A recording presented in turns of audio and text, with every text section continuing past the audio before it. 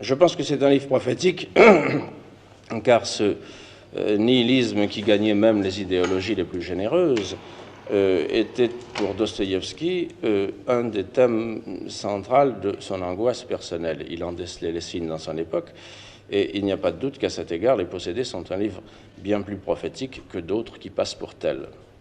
Pensez-vous que, parce que c'est un livre prophétique, c'est un livre d'actualité?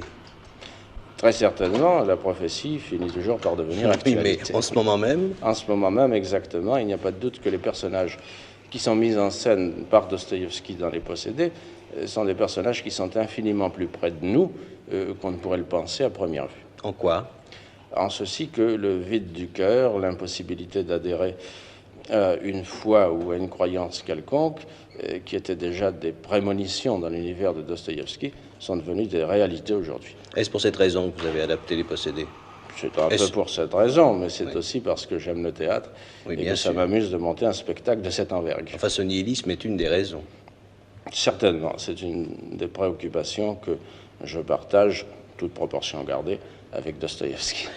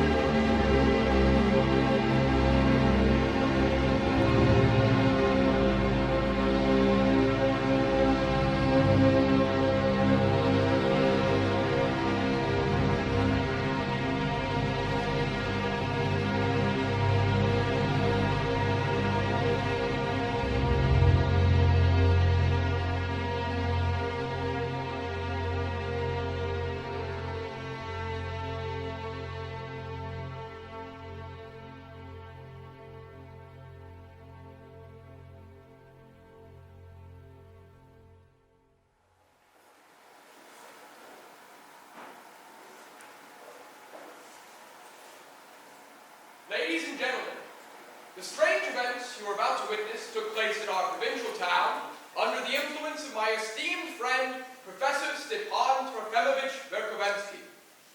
The professor had always played a thoroughly patriotic role among us. He was liberal and idealistic, loving the West, progress, justice, and generally everything lofty. But all these heights, he unfortunately fell to imagining the Tsar and his ministers held a particular grudge against him. And so he settled among us to play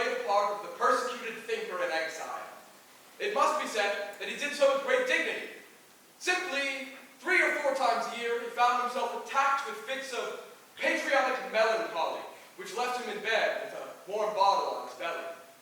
He lived in the house of his friend Varbetta Starbrogan, the widow of the general, who, after her husband's death, had entrusted in him the upbringing of her son, Nikolai Starbrogan. I had forgotten to mention that Stepan had been twice married and once a father.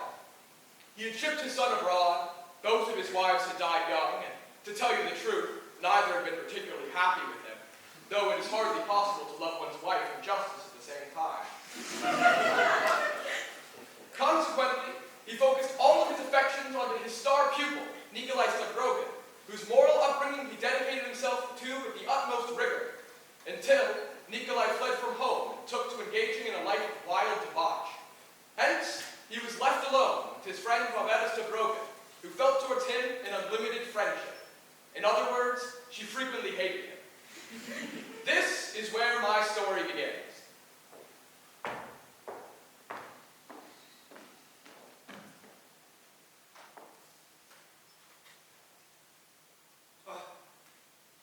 I forgot to ask you to cut the cards. Forgive me, Antoine. I didn't sleep well at all last night. How I regret having complained to you of Varvara. You merely said that she was keeping you out of vanity, and that she was jealous of your intellect. That's just it. But it isn't true. Your turn. You see, she's an angel of honor and sensitivity, and I'm just the reverse. Cards again. Sit down and go on. I am busy. I thought you were working on your book this morning. I had taken a walk in the garden. I took Tocqueville under my arm. And you read Paul de Kock instead. And yet you've been announcing your book for 15 years. I've gathered all the material. I just have to put it together. It doesn't matter anyway. I am forgotten. No one needs me. You would be less forgotten if you played cards less often. Yes, I play cards, and it's unworthy of me. But who is responsible? Who nipped my career in the bud? Camille Laroussy. I'll trump that. Nothing stops you from working and from proving by your work that people were wrong when they left you. You are forgetting, cher ami, that I have published a great deal. Indeed. Who remembers that now? Who? Why, our friend here certainly remembers. Well, of course I do. To begin with, there was your lecture on the nature of the eras, then your writings on the particular nobility of certain knights in a certain period, and, above all, your thesis on the importance the small city of Hanau might have played from 1413 to 1428, had it not been for Hatfield and Fawcett, which you analyzed brilliantly. You have the memory of a steel trap. That's not the point. The point is that for 15 years now you've been announcing a book that you haven't written a single word of. Why, of course not. That would be too easy. I want to be sterile and solitary. That'll teach them what they have lost. I want to be a living reproach. You would be if you spent less time in bed. What? To be a living reproach, one has to stand on their own 2 feet. Standing up or lying down. The important thing is to personify the idea. Besides, I am always active in accordance to my principles. Just this week I signed a protest. Against what? I don't know. It was... I don't know. Il fallait protester. Voilà tout. Besides, in my time everything was different. I used to work 12 hours a day. 5 or 6 would have been enough. I used to spend hours in the library, gathering mountains of notes. We had hope then. We were noble creatures, strong as steel, firm as the rock of Gibraltar. Those were evenings truly worthy of Athens. Music, Spanish melodies, love of humanity, the Sistine Madonna. Ma noble fidèle amie. Have you any idea of all I do? No. But I know if you talked until dawn, you couldn't possibly work 12 hours a day. Besides, all this is mere talk. You know that at long last I'm expecting the arrival of my son Nicholas at any moment. I must have a word with you. Thank you, Anton. You are discreet. You can stay in the garden and come back later.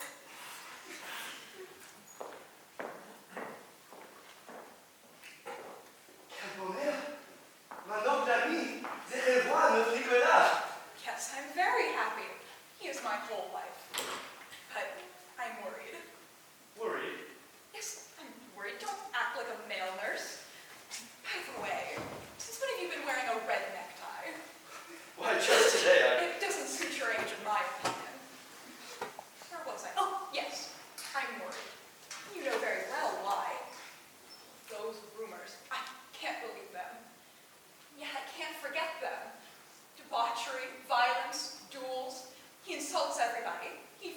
dregs of society. Oh, absurd, absurd. And yet suppose it were true. But it isn't possible. Just remember the dreamy and affectionate child he was. Just remember those deep melancholies he used to fall into. No one except an exceptional soul can feel such melancholy. You are forgetting that he is no longer a child. Well, what does he write you in his letters? His letters are few and far between, but always respectful. You see? I see nothing. You should get out of the habit of talking without saying anything. Besides, the facts speak for themselves. Did he or did he not have his commission removed for seriously wounding another officer in a duel? Well, that's not a crime. He was merely motivated by the warmth of his noble blood. That's all very chivalrous. Yes, but it is less chivalrous to frequent the vilest sections of St. Petersburg and to enjoy the company of cutthroats and drunkards. That's simply Prince Harry's all over again. What do you mean? Why, Shakespeare. Immortal Shakespeare. The genius of geniuses. Great will, in short. Who shows us Prince Harry engaging in debauch with his friend Falstaff. I shall reread the play. In any case, I have asked him to return home. I want you to sound him out. I have plans to keep him here to arrange his marriage. His marriage? How romantic that is! Have you anyone in mind? Yes, I'm thinking of Lisa, the daughter of my friend Praskovia Drozhov. They're in Switzerland at the moment with my ward, Dasha. What's the matter to you in any case? Why, I love Nicholas as if he were my own son. That isn't saying much. Altogether, you've only seen your son twice in his life, including the day of his birth. His aunts brought him up, and I sent him regularly the income from the little estate his mother left him. And all the while I suffered bitterly from his absence. Moreover, he's a complete dud.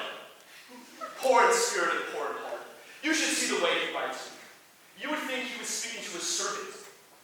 Just the other day I asked him, with all my maternal love, if he didn't want to come and see me. What did he say? If I come home, it'll be to check up and settle accounts. When are you going to learn once and for all to make people respect you? Well, it's time for your little gathering. A little spree, cards, atheism, stench of tobacco. Men. Well, take care of yourself. Don't drink too much. Red necktie. Thank Implacable! I can't talk to her. I shall write her a letter. And stop writing me letters. It's absurd to send letters. We live in the same house. Well, your friends are here now. Good day, dearly Putin. Forgive my emotion. I am hated. Yes, I am literally hated. I don't care. Your wife is not with you. No, wives must stay at home and fear God. But you're an atheist, aren't you? Yes, don't say it so loud. That's just it. A husband who is an atheist must teach his wife the fear of God. That liberates him even more. Even our friend Virginsky. I just met him now. He has to go and do his marketing himself because his wife is with Captain Lebyadkin. Yes, I hear what they say. But it isn't true, I assure you. His wife is a noble creature. Besides, they all are. What? Not true? I was told it by Virginsky himself. He converted his wife to our ideas. He convinced her that man is a free creature, or ought to be such. So she freed herself, and later on simply told him that she was dismissing him as her husband and taking Captain Lebyadkin in his place. And do you know what our friend Virginsky said when she announced this news? He said, "My dear, up until now I merely loved you. From now on, I esteem you." He's a true Roman. I heard on the contrary that when his wife dismissed him, he burst into sobs. Yes, he's an exceptional soul. Here's our friend Shatov. Come, any news of your sister? Dasha is about to come home. Since you asked, I will tell you that she is born in Switzerland with Praskovia Drozhov and Lisa. I tell you this, although in my opinion, it is no concern of yours. Oh, why, of course not.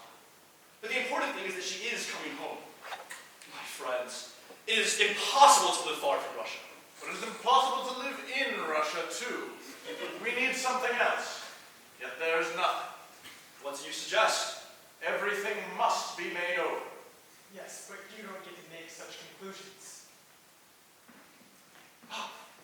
Here's Virginsky. How is your wife? Oh, good, we're fond of you. Yes, very fond of you. I was just going by, and I came in to see Bernard Stavrokin, but perhaps I'm in your way? No, no. About Gay du Famille, there's room for everyone. We were just beginning to discuss things. I know you're not afraid of a few paradoxes. Well, aside from the Tsar, Russia, and family, everything is open to discussion. Would you agree? Everything is open to discussion, but certainly not with you. Friends, let us drink to the conversion of our friend Gaganov. That is, if Shatov, irascible Shatov, allows us to. You see, our friend Shatov is irascible, and he'll boil over at almost nothing at all. And if you wish to discuss things with him, you have to tie him down first. Meanwhile, we should suppress the army and the navy. Both at once? Yes, in order to have universal peace. But if others don't suppress theirs, wouldn't they be tempted to invade us? How would we know? By suppressing ours. That way we shall know. C'est un paradoxe. But there is truth in it. It goes too far, because he despairs ever seeing our ideas dominate. I think we should suffer it again. We can freedom the priests and the family at the same time. Gentlemen, I can take any joke, whatever, but to suppress at one and the same time, the army, the navy, the family, the priests? No, no, no! There's no harm in talking about it. One can discuss most anything. But to suppress everything like that all at once? Come now, don't you think Russia is in need of reform? Well, yes. Probably everything isn't perfect in our country. Then it must be dismembered. Yes, in order to reform Russia, it must be made into a federation. But before it can be federated, it must be dismembered. It's mathematically simple. It deserves reflection. No, I refuse to be led around by the nose. Reflection calls for time. An abject poverty cannot wait. We need to deal with the most urgent first. The most urgent need is for everyone to be able to eat. Books, theaters, art galleries are for later on. Later on. A pair of shoes is worth more than Shakespeare. No, I cannot admit this. Friends, immortal genius shines over all of mankind. Let everyone walk and long live Shakespeare. Oh, I cannot admit this. Nous qui aimons le peuple. You don't. You don't love either Russia or the people. You've lost contact with the people. You talk about the people as if they were a distant tribe with exotic customs that move you to pity. You've lost track of them. And without the people, there is no God. That is why all of you, all of us, yes, all of us, so vexed and cold and indifferent. And you, Stepan Trofimovich, I make no exception for you, let it be known, although you taught us all. In fact, I am speaking especially to you.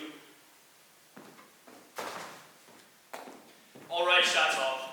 Since you insist, I'm angry with you. Now, come on, let us make up.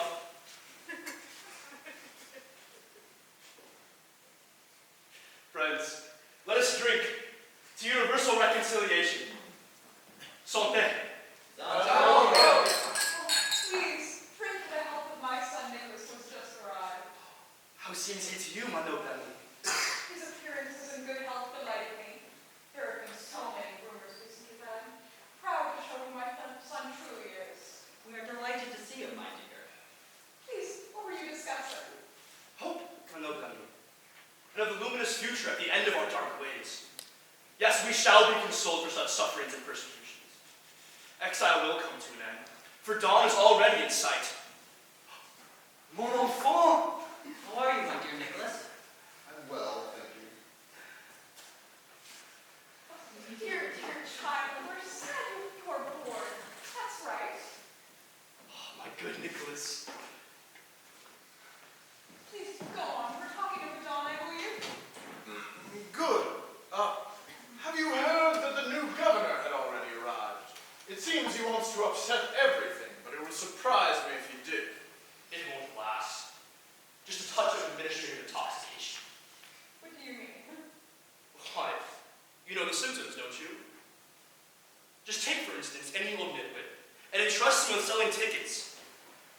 would know the most insignificant station.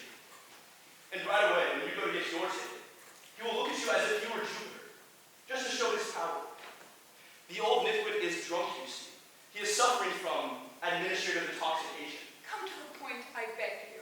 I merely meant to suggest, however, that perhaps I know the new governor's son. He's a handsome fellow, isn't he? About 40 years old. I don't know where you got the idea that he's handsome. He has pop eyes. That's true. In any case, I concede to the opinion of a lady. We can't criticize the new governor too harshly now without seeing him in action, can we? And why shouldn't we criticize him? He's the governor. Isn't that enough?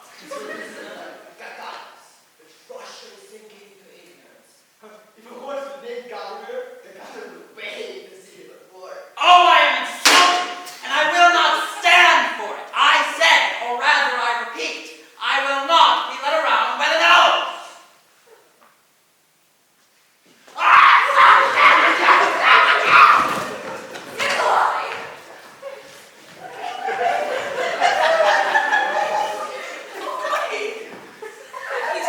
He's back. He's back. No, Sheshe, mere thoughtlessness. You! Please, my friend, forgive Nikolai, I beg you. You will forgive me. Suddenly, a stupid distraction. That's not an acceptable apology, Nikolai. Je vous en prie, mon enfant. You have a noble heart.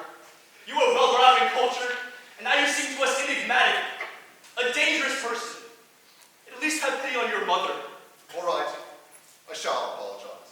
But I shall do so secretly to Mr. Dragano, who will understand me. Watch out! Watch out! Nikolai, for the love of God!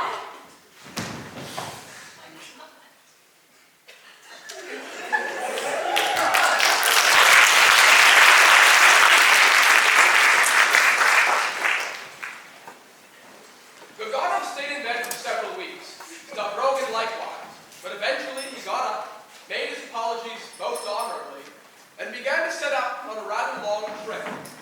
The only place he stayed for any particular period of time was Geneva, not for the hectic charm of that city, but because it was there that he met the Drozdov ladies.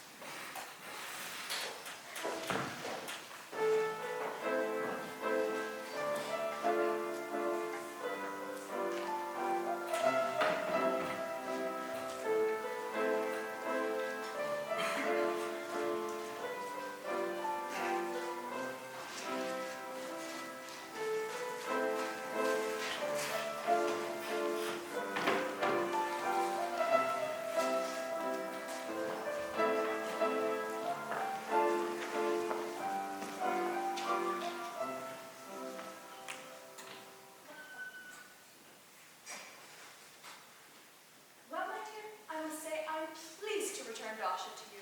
I've no complaints to make, for my part. But it seems to me that if she hadn't been there, there would have been this little misunderstanding between your Nicholas and my Lisa. I assure you, I know nothing, for Lisa's far too proud, too scornful to have spoken to me.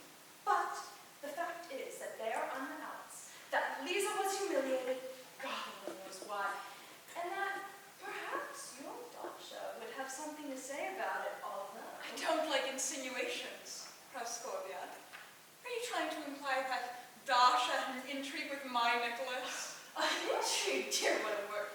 Besides, I don't want to imply. I love you too much. How could you imagine? Oh, don't weep. I'm not upset. Just tell me what happened. Why, nothing at all. He's in love with Lisa. That's certain. Couldn't be mistaken on that point. Feminine intuition. But you know Lisa's character. I suppose one may say scornful and obstinate. Yes, that's it. And Nicholas is proud. Oh, what pride. He certainly is your son. He couldn't put up with her little jokes. And in return, he bantered. That's it. And Lisa constantly tried to start a quarrel with Nicholas. Sometimes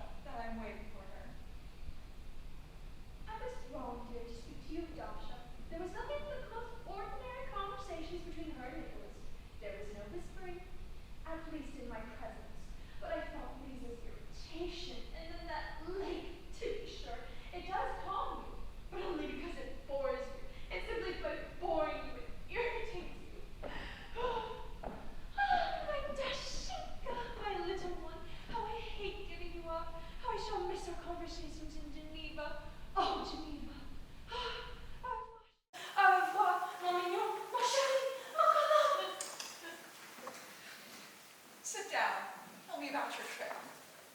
Oh, I had a good time, and I learned a great deal. Europe is very instructive.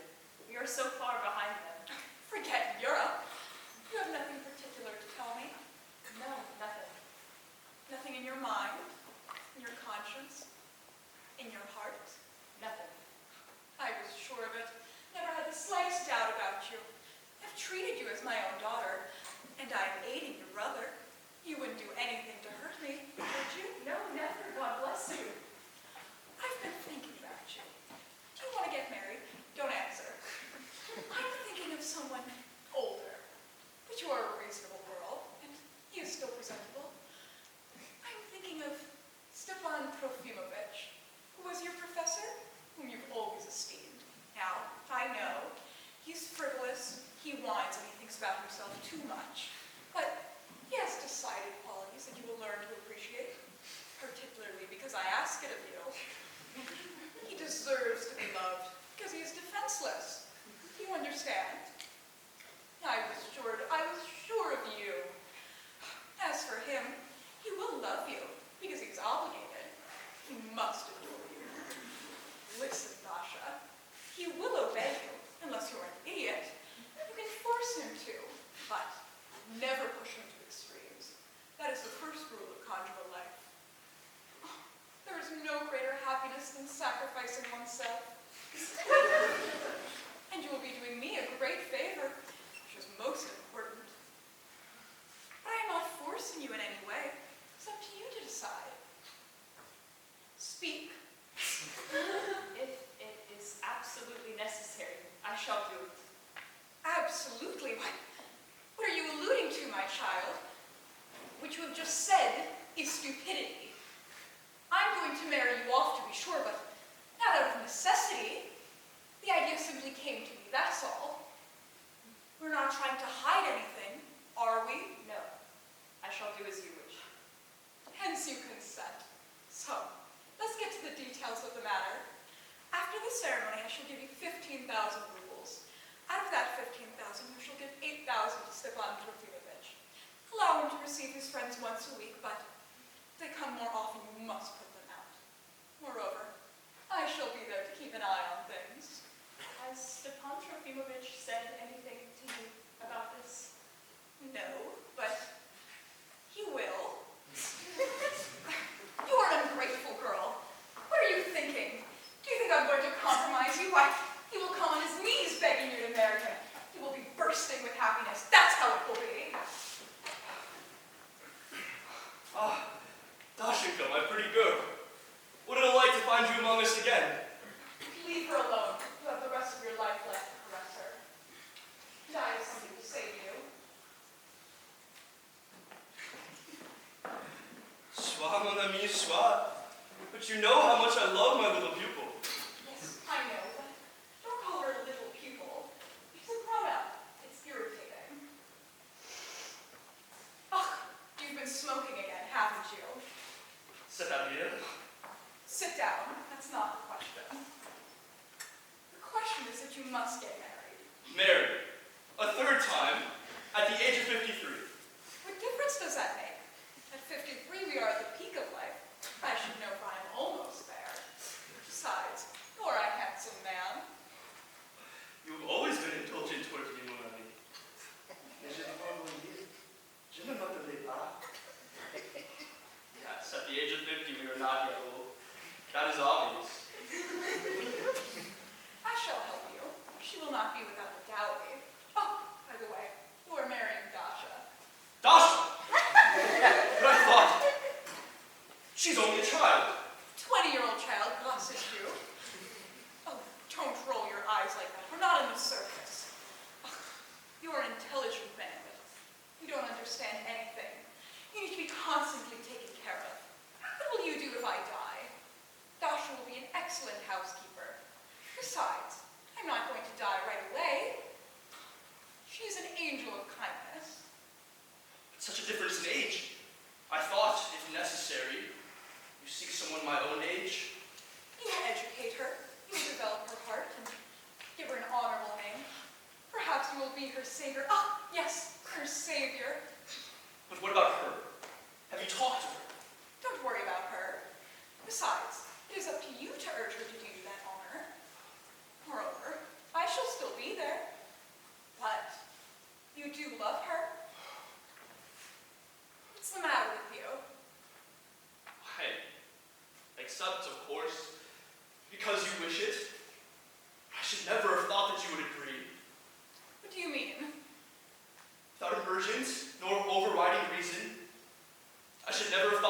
except see me married to another woman. Another woman? Oh, I shall never forgive you. Never. Do you understand? For having imagined for even 1 second that between you and I. Oh. Good day. I shall arrange the details. I'm on my way to Prascovia's to tell her about the plan. Take care of yourself. Don't let yourself get any older. Our friend seems thoroughly upset. I shall eventually lose all patience and cease wanting. Wanting what? I accepted, because I am bored with life and nothing matters. But if she exasperates me, then maybe things will begin to matter. That's just it. I shall be aware of the insult and I shall refuse. You will refuse? To get married. Oh, I should not be talking about it. But you are my friend. It is as if I were talking to myself. Yes. I am asked to marry Dasha, and I accepted in principle. At my age, my dear friend, for any soul that is the least bit proud, the least bit free, marriage is the worst. Marriage will corrupt me and sap my energy. How will I serve the cause of humanity?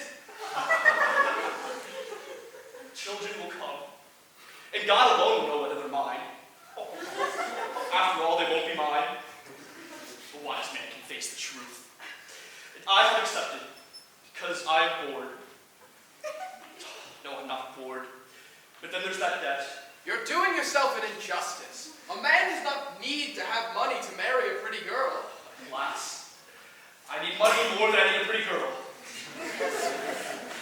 You know, I did not manage very well that estate that my son's mother left him. He will demand 8,000 rubles back from me. You know what they say about him? They accuse him of being a revolutionary, a socialist, of wanting to destroy God and property and so forth. I don't know about God, but as for property, he clings to his own, I assure you. Besides, for me, it's a debt of honor. I must sacrifice myself. But all of this does you honor. Why are you complaining? There's something else to it, I suspect. I'm not as stupid as I seem in her presence. Why this marriage in such haste? Dasha was in Switzerland. She saw Nikolai. And now... I don't understand. Yes, there's a mystery to it. But why such a mystery? I don't want to cover up the sins of others. God, who art so great and so good, who will console me? Here he is at last. Maurice, this is he. This is the man. You do remember me, don't you? Dieu, Shanisa. At last a minute of happiness. Yes. It's been 12 years since we've last seen each other. You haven't forgotten your little pupil. Oh, here's some flowers for you. I was going to bring you a cake, but Maurice Nikolaevich advised flowers. He has such a sense of propriety. This is Maurice. I should like you to become good friends. I like him very much. Yes, he is the man I like most in this world. I feel most honored. Oh, what a delight it is to see you again. And yet, I am sad. Why do I always feel sad at such moments? You are such a learned man, can't you tell me? I always imagined that I should feel madly happy when we saw each other again, and that I should remember everything. But here I am, not at all happy. And yet I love you. My dear, does it matter? Here you see me too, happy to see you, and yet I'm at the point of weeping. Why, you have my portrait on the wall. Can this be I? Was I really so pretty? I won't look at it. One life ends, another begins, then it yields to still another, and so on ad infinitum. Dasha came back with us.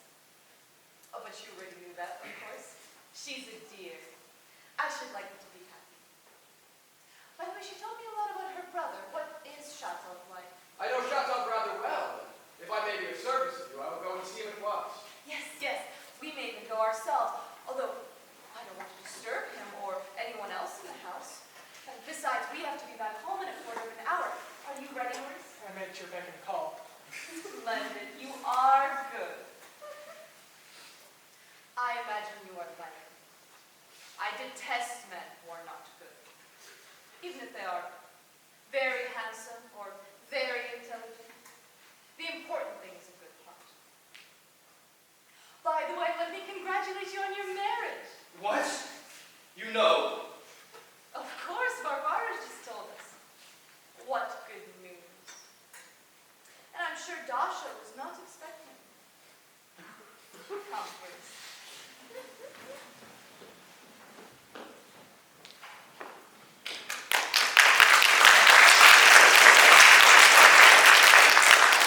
So I went to see Chateau because Lisa wanted me to. Already it seemed I could refuse her nothing. Though I did not for a minute believe her reason for this sudden whim. This took me, and takes you likewise, to a less elegant portion of town where the landlady Philippov rents bedrooms and common living room to strange individuals such as Leviathan, his sister Maria, Shatov, and, above all, the engineer Kirilov.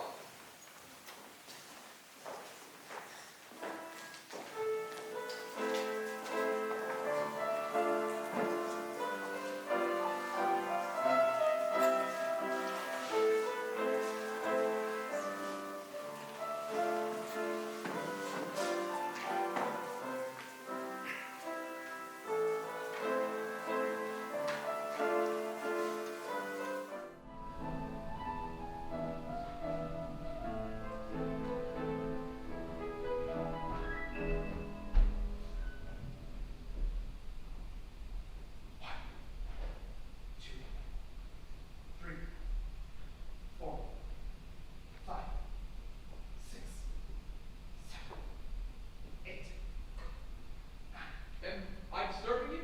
I'm looking for Ivan Shatov. He's out. You are not disturbing.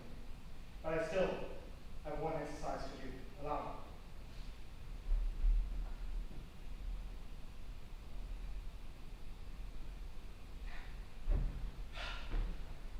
There.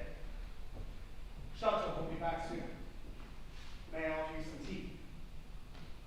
I like drinking tea at night, especially after my exercises.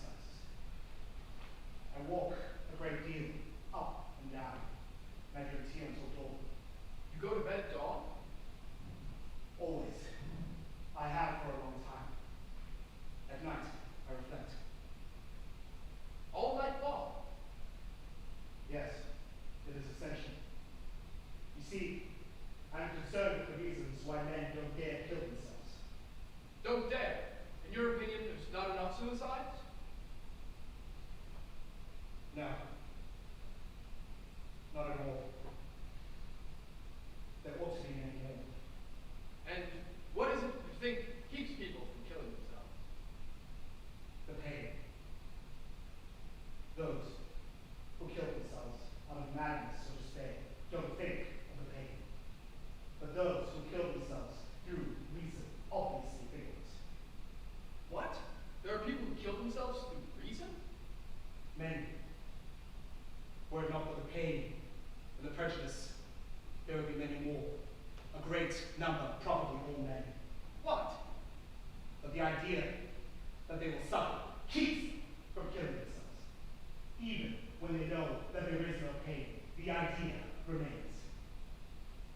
Just imagine a stone as big as a house, full on you. You wouldn't have time to feel anything, to suffer at all.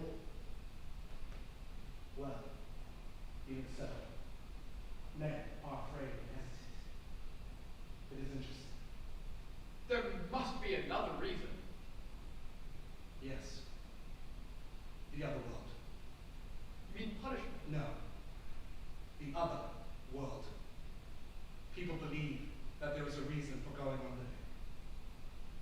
And there isn't any? No. There is none. And that is why we are free.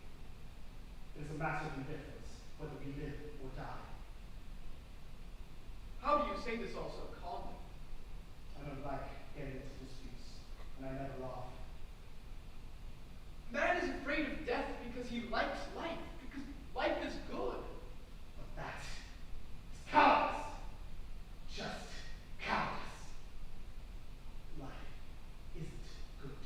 the other world does not exist. God is simply a ghost conjured up by the fear of death and suffering. In order to become free, it is essential to overcome pain and terror. It is essential to kill oneself. Then there will no longer be any God, and man will at last be free. Then history will be divided into two parts. From the ape to the destruction of God, and from the destruction of God To the ape. to the divinity of man. The man who dares to kill himself is God. No one has ever thought of that, but I have. But there have been millions of suicides. Never for that reason. Always from fear. Never to kill fear. The man who kills himself to kill fear will at that moment become God. I'm afraid he won't have the time. I'm sorry that you seem to be laughing. Forgive me, I was not laughing. It's just all so strange. Why strange? What's strange is that people can go on living without thinking of that. I can't think of anything else. All my life, I've thought of nothing else. All my life, I've been tormented by God. Why do you speak to me this way? You don't know me. You look a lot like my brother, who died 7 years ago. Did he exert great influence over you? No. No. He never said anything. But you look a lot like him. Extraordinary like him. Your visitor has been waiting for you for some time. What's the matter with him? I don't know. If I understood him correctly, he wants us all to kill ourselves to prove to God that he doesn't exist. Yes, he's a nihilist. He caught the bug in America. In America. That's where I met him. We starved together and slept on the bare ground. Fortunately, a generous friend sent us the money to get back home. You don't ask who that man was? Who? Nikolai Stavrogin. You probably think you know why he did it. I pay no attention to gossip. Well, even if he did have an affair with my wife, I haven't yet paid him back. But I shall do so. I want nothing to do with such people. You see, all those people, Loputin, Shiglov, Stepan Trofimovich's son, even Stavrogin, you know what motivates them all? Hatred. Yes. They hate their country. And they would be the first to suffer dreadfully if it could be suddenly reformed, if it became exceptionally prosperous and happy. They wouldn't have anyone to spit on it. Whereas now, they can spit all over their country and wish her all kinds of misfortune. And you, Chateau? I love Russia, although I'm not worthy of her. That is why I am saddened by her misfortune and my own unworthiness. And they, my former friends, accuse me of having betrayed them. Meanwhile, I ought to earn the money to repay Stavrogin. I absolutely must. It so happens. Oh, you are already here. So I was right yesterday at Stepan Vladimirovич's that you would help me. So have you had a chance to talk to this Mr. Shaza? Not yet. Here he is. Chateau, Elizabeth Rosedale, whom you know by name, has asked me to speak to you about something. I am happy to know you. I've heard a lot about you. Pyotr Mikhailsky told me you were intelligent. And Nikolai Stavrogin also told me about you.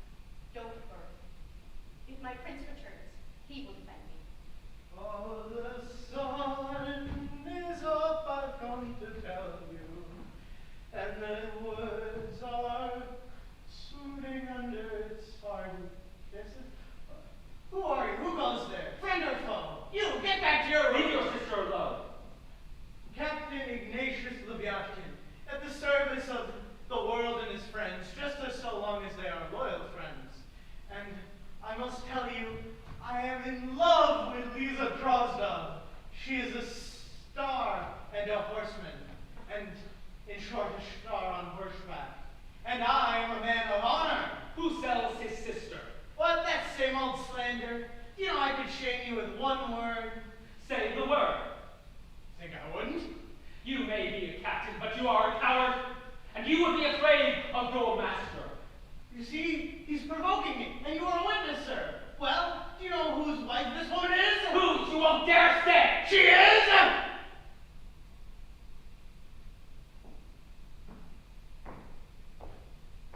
Whose wife is that wretched cripple? Was it true that Dasha had been dishonored? By whom? And who had seduced Chantal's wife? Well, all will be revealed. For just as the climate of our little town had gotten so tense, a newcomer arrived with flaming torch, blew everything up, and stripped everyone naked. And believe me, it is generally not a pleasant sight to see one's fellow citizens naked. So, the son of the humanist, the offspring of the liberal Stepan Trofimovic, Pyotr Verklovensky, to call him by name, arrived when he was least expected.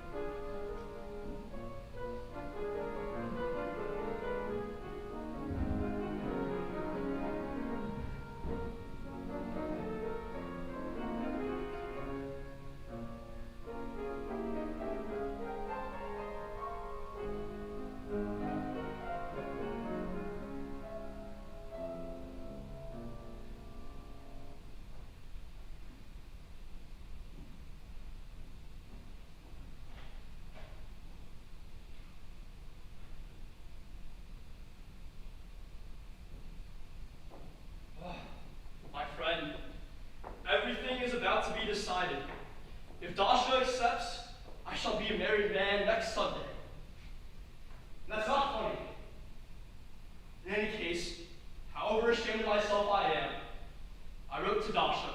Good Lord, what did you tell her? Well, I wrote to Nicholas too. Are you crazy? But my intention was noble. If something really did take place in Switzerland, or that there was a beginning, or even a very little beginning of something, I had to question their hearts first. I wanted them to know that I knew, so that they would feel freer. I acted through noble motives. But it was utterly stupid. Yes, it was foolish. But everything is open and above board now anyway. And I wrote to my son. Yet, I don't care. I'll marry Dasha, even if I am just covering up the sins of others. Don't say that. So, only next Sunday would never come. It would be easy for God to perform a miracle and cross one Sunday out of the calendar. If only to prove his power to the atheists once and for all. How I love her. How I loved her for 20 years. Could she really think, for even a minute, that I am getting married out of fear, out of poverty? I am doing it for her alone. Of whom are you talking? Why, Barbara, of course. She's the only one I've adored for 20 years.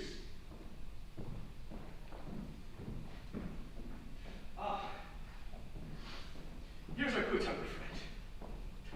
Come, Chantal. Are you here to see your sister? No. Bavard Starkrogan has called me for a matter which I will involve. That is, I believe, the way that the police work when they issue a summons. No, she means what she says, I assure you. Though I don't know what her business is, nor whether you are involved. In any case, our dearest Bavaro is at Mass. As for Dasha, she is in her room. Do you want me to send for her? No. Good. It's probably better anyway. The later the better. I assume you know Bavar's plans for her. Yes. Good. case, let's not talk about it anymore. Of course, I'm sure you were surprised when you found out. I was myself, so suddenly. Be polite, dear Shahtab, at least today. Be patient with me. My heart is heavy. What a scandal! And Lisa been stopping all this? Be quiet. What do you call a scandal? Poor girl has lost her reason. Be a little more charitable, my dear Praskovia. What? What happened? Oh, nothing.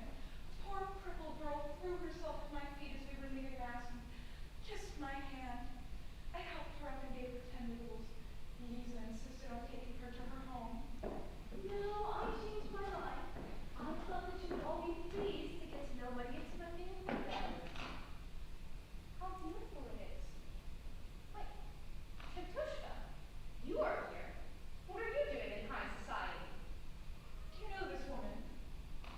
Yes, Who is she? speak for yourself. You were cold a moment ago, dear. Have some coffee to warm you up. Yes. Oh, I'd forgotten to give you back the shawl you lent me. Oh, no, keep it. It is yours. Please, drink. Don't be afraid. Sheikh Amin. Be quiet. The situation is bad enough without you making it any worse.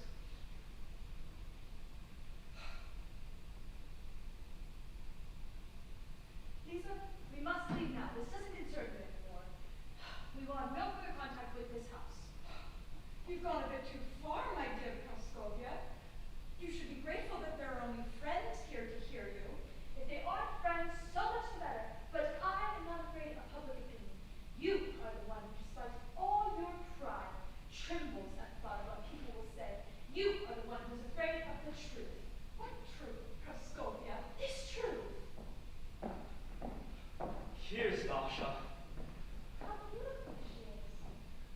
Well, Shatushka, your sister doesn't look like you at all. How do you know this woman? I've never seen her, but I suppose she is Logatkin's sister. You mean my lackey? He is my brother, but above all, he is my lackey. I didn't know who either of you, and yet I wanted very much to meet you, especially after my lackey told me you were giving him money. Now I'm happy.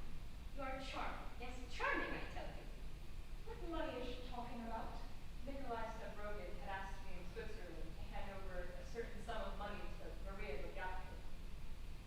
Nikolai? Nikolai himself. All right. Since he did so without mentioning it to me, he must have had good reason. But I should warn you in the future to be more careful. That Levyakin does not have a good reputation. Oh, no. And if he comes, you must send him to the kitchen. You may give him a cup of coffee if you wish, but I will leave him under contempt. A certain Mr. Levyatkin is very insistent about being announced. Allow me to say that he is not the kind of man to be received in good society. And yet, I am going to receive him. Tell him to come up. I should be honest. I've been receiving anonymous letters telling me that my son is a monster and warning me that some poor crippled girl is destined to play a larger part in my life. And I am determined to get to the bottom of the matter. I too have been receiving these letters, and do you know what they say about this woman and Nicholas? I know. I have come, madame. Please, you can be heard just as well sitting over in that chair. Now, will you introduce yourself? Captain Levyatkin. I have come, madame. Is this your sister? Yes, she has escaped my vigilance. For I wouldn't want you to think I was saying anything bad about my sister, but Did this misfortune happen long ago? on a certain day, madame, yes, on a certain day, I have come to thank you for taking her in. Here are 20 rupees. Why, you are mad, my man. No, madame. Rich is your dwelling, and poor is the dwelling of the Levyatins. But my sister Maria, Nee Levyatkin, the nameless Maria, would accept from no one but yourself the 10 rubles you gave her. From your hand and your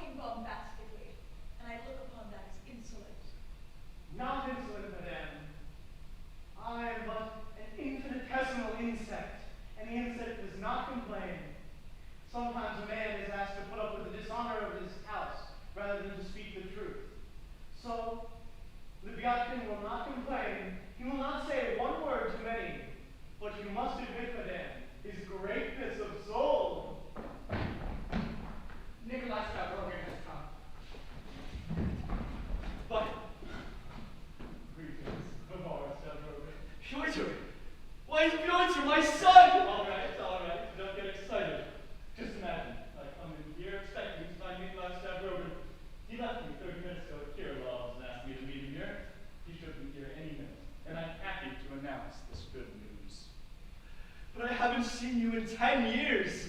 All the more reason for not going all to pieces over it. Behave yourself. Oh, Lisa, how happy I am. And your esteemed mother hasn't forgotten me. How are your legs? My dear remarks, Tabrogan. I had told my father I was coming around, but naturally he forgot. Mon enfant, quelle joie! You love me, but leave me alone. Here is Tabrogan now. Nikolai, I beg you to not take one step further until you answer me and tell me whether it is true that this woman here is your legitimate wife. You must not stay here. May I right here now kneel down before you? No, you may not. I'm not your brother, or your fiancé, or your husband. Am I? Take my arm. With your permission, I shall take you home to your brother. Fear nothing. Now that I am here, he will not touch you. No, I fear nothing. At last you have come. Lebyadkin, call for the carriage. Well, did you hear what he said? Of course. But why didn't he answer me? Why, he couldn't, I assure you. Why couldn't he? But do you know of the matter? I know all about it, but the story was too long for Nikolai to recount just now. I didn't tell you of it, for I saw it all. You can give me your word of honor that what you say will not hurt Nikolai in any way. Quite the contrary. Nikolai will even be grateful to me for having spoken. You see, we were together 5 years ago in St. Petersburg when Nikolai was leaving me. How do you put it? Ironic, like, yes, that's the word. You see, he was bored then and didn't want to home to spare. Hence, he did nothing and went out with anybody. Through nobility of soul, one might say, like a man above all that sort of thing. In short, he spent his time with knaves. Such is how he came to know that Lebyadkin, a fool and a parasite. He and his sister were living in abject poverty. One day, at the cabaret, a man insulted the lame girl. Nikolai got up, seized the insulter by the collar, and with one blow threw him out. That's all. Why, that is all very chivalrous. Yes, chivalrous. Unfortunately, the lame girl came to imagine that Nikolai was her fiancé. When finally it came time for him to leave St. Petersburg, Nikolai arranged to leave behind an annual allowance for the lame girl. Why that? I'm not sure. A whim, perhaps. Kind a man indulges in when he is prematurely tired of existence. Kirillov, on the other hand, thinks it to be the fancy of a blasé young man who wishes to see how far he can lead a half-crazy cripple. But I'm sure that that's not true. Of course not. It's just like Nikolai. It's just like myself. Being carried away like that by blind generosity. Taking up the defense of anything weak or infirm or perhaps even unworthy. Caring for the creature for years on end. Why, it's me all over again. As for that poor girl, the answer is simple. I shall adopt her. And you would be doing right, for her brother persecutes her. It got into his head that he has a right to dispose of her allowance. Not only does he take everything she has, not only does he beat her and take her money, but he drinks it all up. He insults her benefactor. He threatens to drag Nikolai before the law if the allowance is not paid to him directly. In fact, he considers Nikolai's gift to be a sort of tribute, as it were. A tribute for what? How should I know? He speaks of his sister's honor, of his family. But honor is a vague word, isn't it? Very vague. Is it a vague word, really? Dasha, is it a vague word to you? Answer me. No, brother, honor exists. Nikolai, will you forgive me? I am the one to be forgiven, mother. I should have explained to you, but I was sure Victor Bergevensky would inform me. He did, and I'm very happy. You were chivalrous. Sublime is the word. Chivalrous. Indeed. So that is how you see it. I suppose I owe this compliment to Petr Bergevensky. And you must believe it, mother. He lies only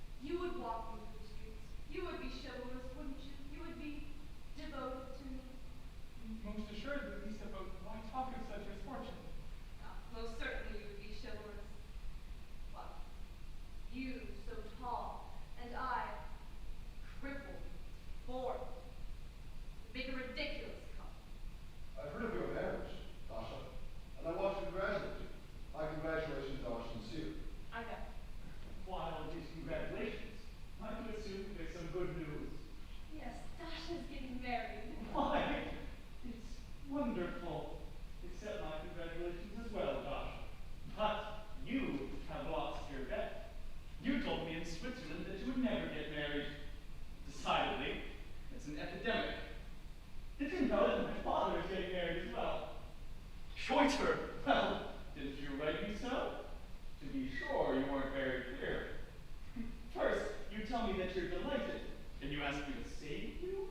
You say that the girl is a pure diamond, but you married to cover the sins committed in Switzerland.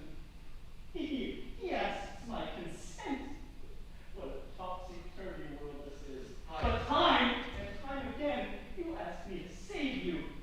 What on earth could he mean?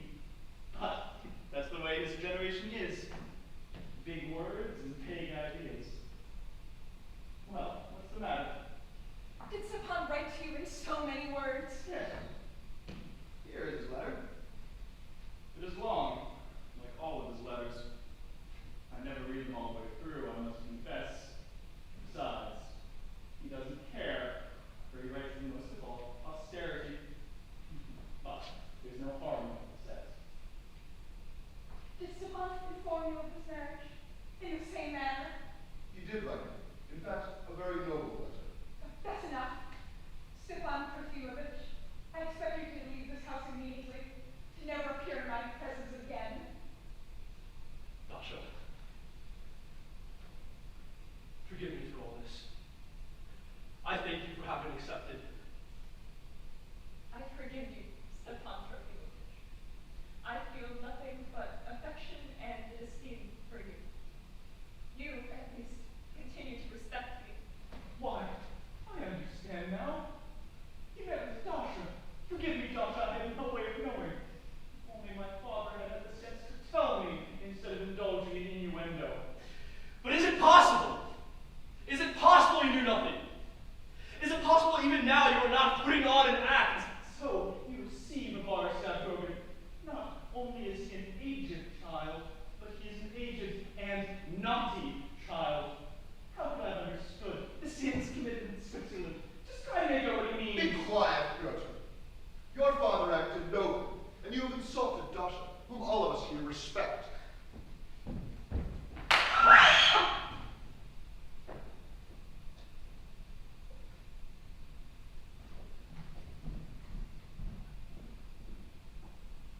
Who is speaking of? You see that man? You wouldn't see any better. Maurice, I declare before all that I agree to be your wife. Are you sure, Lisa? Are you sure? Yes, yes, I am sure.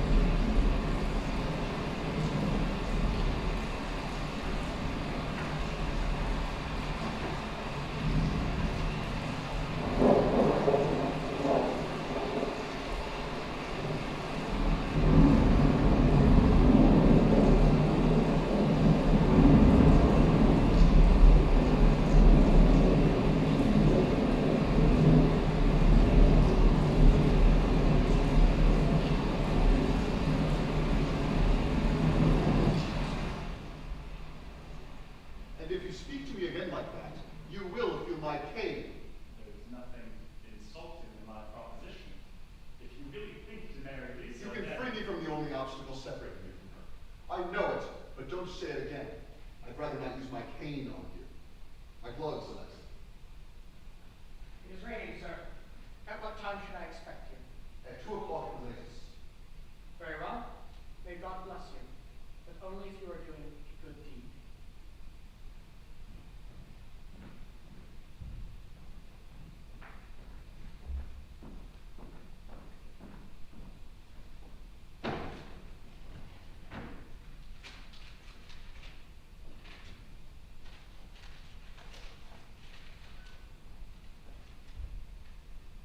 Alexei Yegorovich told me you were here, son.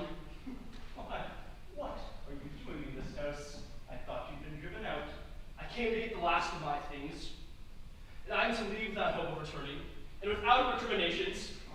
You'll be back. A parasite is always a parasite. I don't like the way you talk to me. Do you know what a father is? You taught me what a father is. You never provided for me.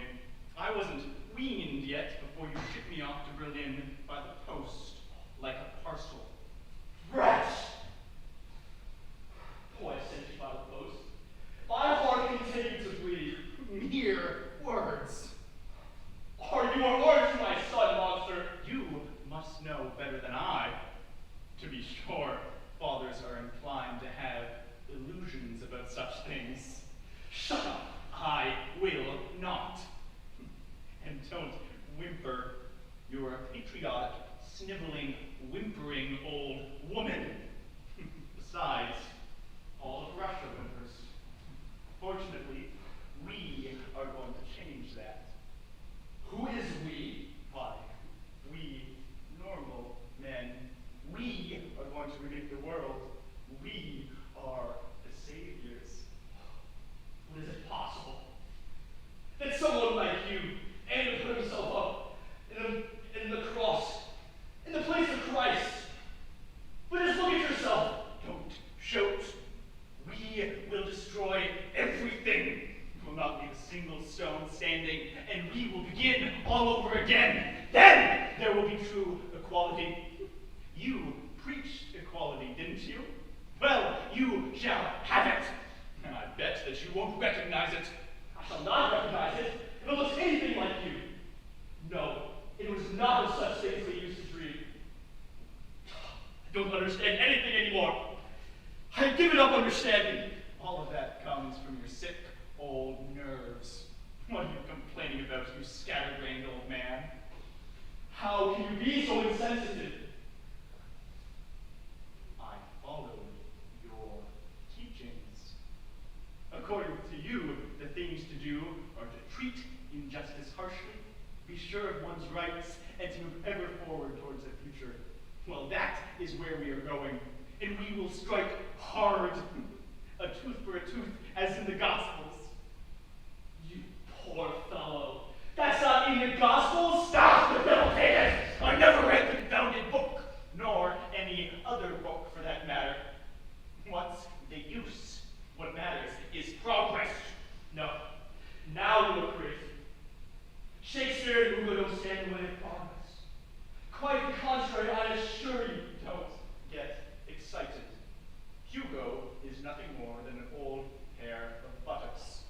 As for Shakespeare, our peasants in the fields don't need him.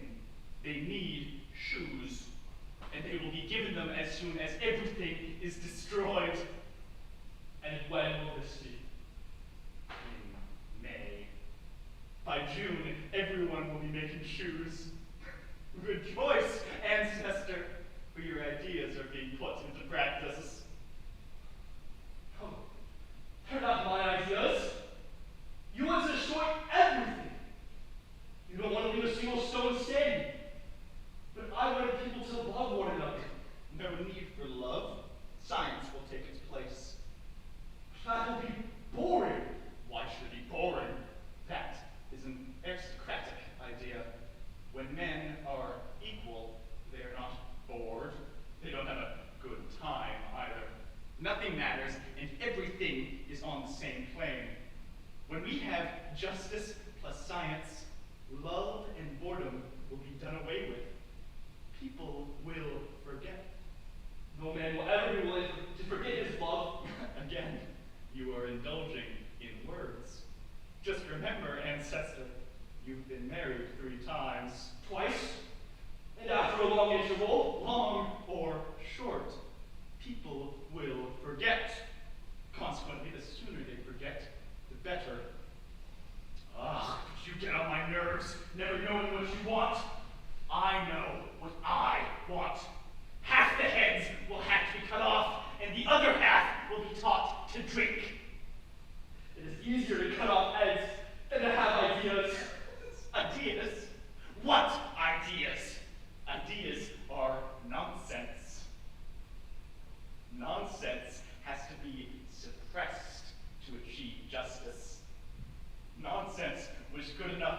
boasters like you, a man has to choose. If he believes in God, he is forced to speak nonsense. If he doesn't believe in God and yet refuses to admit that everything must be raised, he still speaks nonsense. You're all in the same boat, and consequently you can't help yourselves from speaking nonsense. I say that men must act. I shall destroy everything, and others will construct. No more improvement and no more reform. The more things are improved and reformed, the worse it is. The sooner people begin to destroy, the better. Let's begin by destroying. What happens afterwards doesn't concern us. The rest is nonsense. Nonsense! He's mad. He's mad. He's mad. He's mad. He's mad.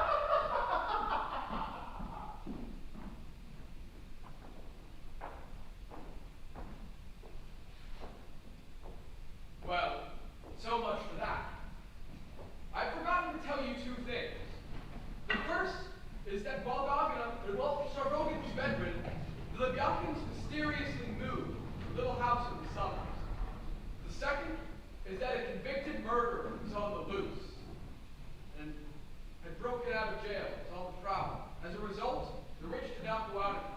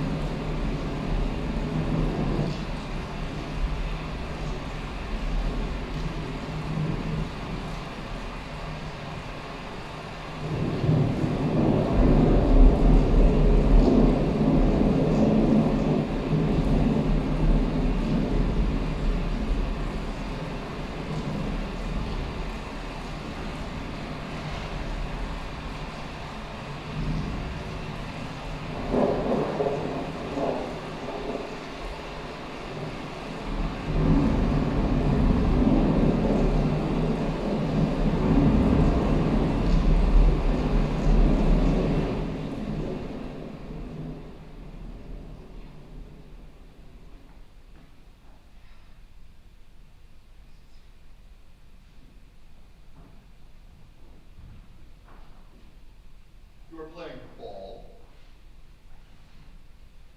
Horses and hammer. Throw it up and catch it. Nothing strengthens the back. Besides, I play with the landlady's order. Do you like children? Yes, Why? I adore life. Do you like some tea? Yes. Sit down. What is it that you want from me? A service. Read this letter. It is a challenge from the son of Nirgala, whose ear I bit some time back.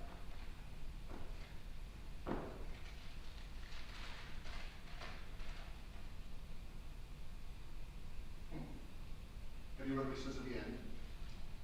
Yes. He speaks of a face I would like to smack. That's it. Hence, I have to fight him, although I don't want to. I have come to ask you to read my second. Okay. What should I say? Begin by repeating my apologies for the offense done to his father. Tell him I am ready to forget his insults if only he will cease writing me this kind of letter, especially with such vulgar expressions. He won't accept. It's clear that he wants to fight and kill me. I know. Good. Tell me your conditions for the duel. I want everything to be over tomorrow. Go and meet him in the morning at 9 o'clock. We can be in the field at about 2. Have you any pistols? Yes. Would you like to see them? Certainly.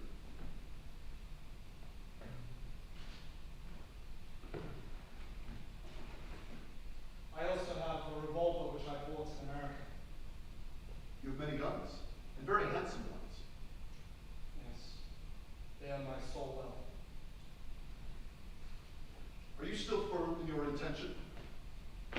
Yes. I mean, in regards to suicide. I understood what you meant. And yes, I have the same intention. And when will it be? Soon. You seem very happy. I am. I understand that. Just imagine, you've committed a crime, or rather, a particularly cowardly, shameful deed. Well, a bullet in the head, it all ceases to exist. That's not why I'm happy. Why? Have you ever looked at the leaf of the tree? Yes. Green and shiny, all its veins visible in the sunlight. Isn't it funny? Yes, a leaf justifies everything. Human beings, birth, death. Everything that we do is good. Even if, Well, even if a man harms one of those children you love, a little girl, for instance, if he dishonors her, is that good too? did you do that?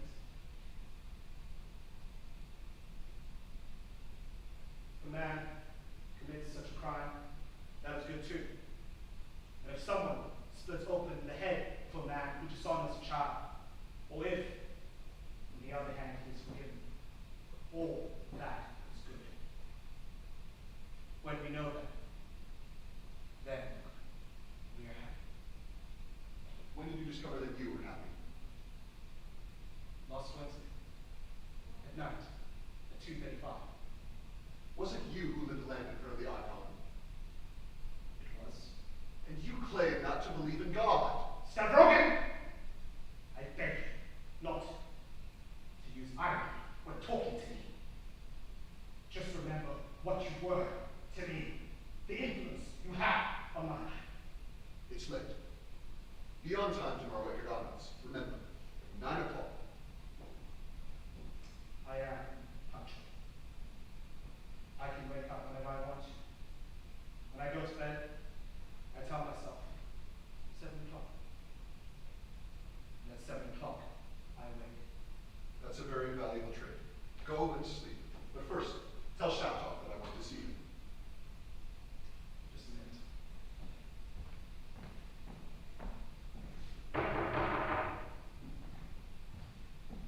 There. You'll come now. What about you? Won't you sleep? Even when You I'm are tired. doing something. Even when I'm tired, my hand never trembles. That is a bad trait. Good night.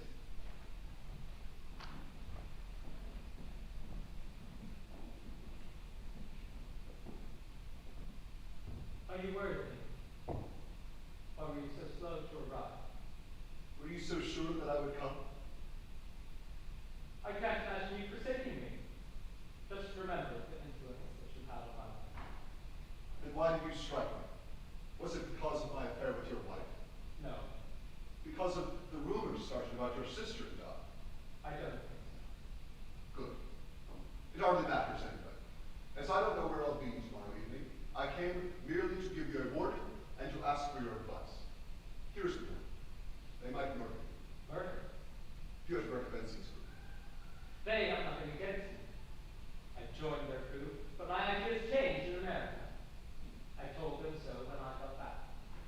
I was very fair in telling them that we disagreed on all points. That's my privilege, my right of conscience. I shall not accept. Don't shout. Berkowitski won't hesitate to remove you if he gets the idea you might compromise their organization. They make me laugh. Their organization doesn't even exist. I suppose, in fact, it's all a figment of Berkowitski's imagination. But he has the talent of making the others accept his myth. That's how you form a group. Someday he may succeed in creating the international organization. That insect, that idiot, that fool who doesn't even know anything about Russia. It is true. Such people don't know anything about Russia. But after all, they know only a little less about it than we do. Besides, even an idiot can choose to evolve, which is why I came to warn you. Thank you.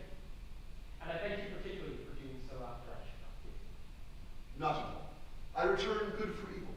I am a Christian. Or rather, I should be if I believed in God.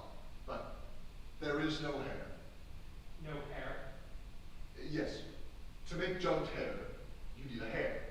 To believe in God, you need a God. Don't blaspheme like that! Don't laugh! And get rid of that pose! Speak simply if you believe only for once in your life. Do you remember what you used to tell me before I went to America? I don't remember. I shall tell you. If I had time for someone to tell you the truth about yourself, to strike you if need be, and to remind you of what you really are. Do you recall that time when you used to tell me that the Russian people alone would save the universe in the name of a new God? Do you remember your words? A Russian atheist is an impossibility. You didn't say then that the hair doesn't exist. I seem to remember our conversations. The devil take your conversations! There were no conversations. There was merely a master proclaiming great truths and a disciple rising from the dead. Wasn't it you who told me that if it were mathematically proven that Christ stood apart from God, that you would rather be with Christ and with God than with truth? Wasn't it you who told me that applying my force, driving a nation in the search of its God is more important than reason or science, that it alone determines good or evil? Hence, if Russia is to march with humanity, to march with humanity, then it must follow its Christ. I believe you. I'm happy for your sake. Drop that pose! Drop it at once! Yes, you told me all that! And at the same time, you told Kirillov just the opposite, as I learned from him in America. You were filling his heart with negation and falsehood. You were driving his reason to madness. Have you seen him since? Have you contemplated your handiwork? Let me point out to you that Kirillov himself has just told me that he was utterly happy. That is not what I'm asking you. How could you tell him one thing and me the opposite? Maybe I was trying in both cases to persuade myself. And now you are an atheist who doesn't believe what you taught me. And you. I believe in Russia! I believe in the body of Christ! I believe that the second coming will take place in Russia! I believe in God!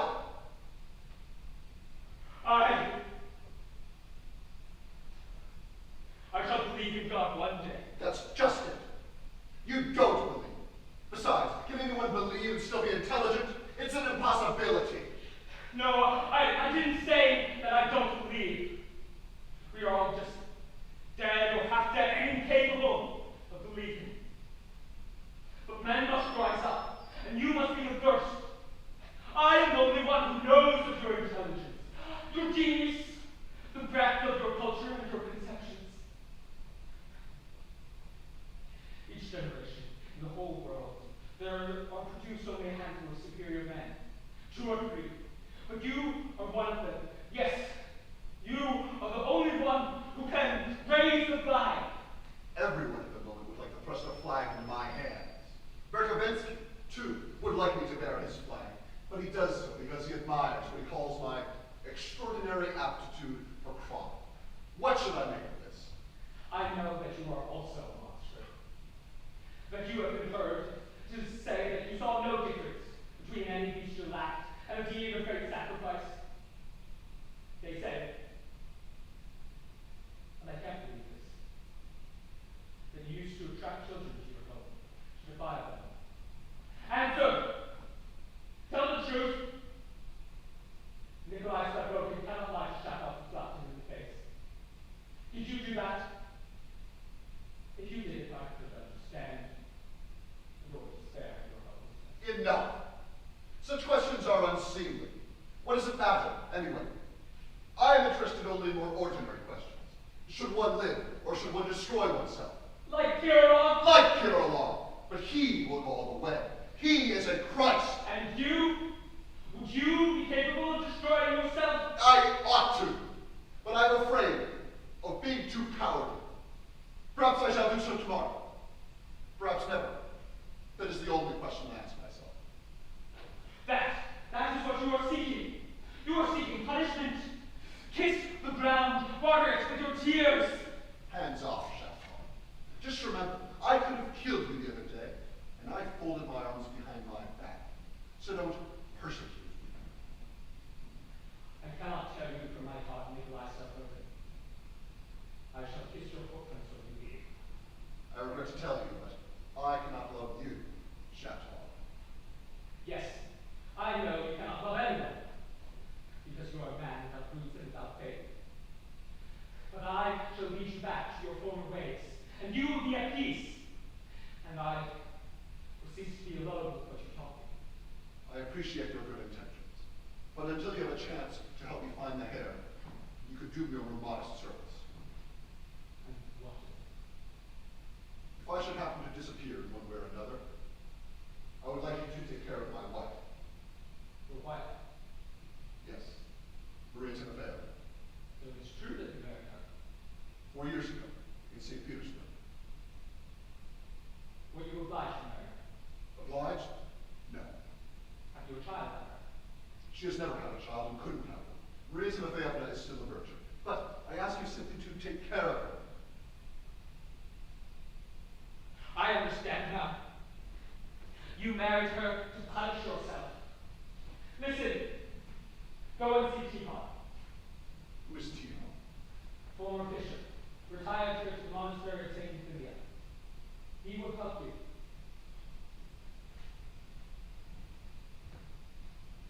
Who in this world could help me? Not even you, Chaton. And I'll never ask you anything again. Good night.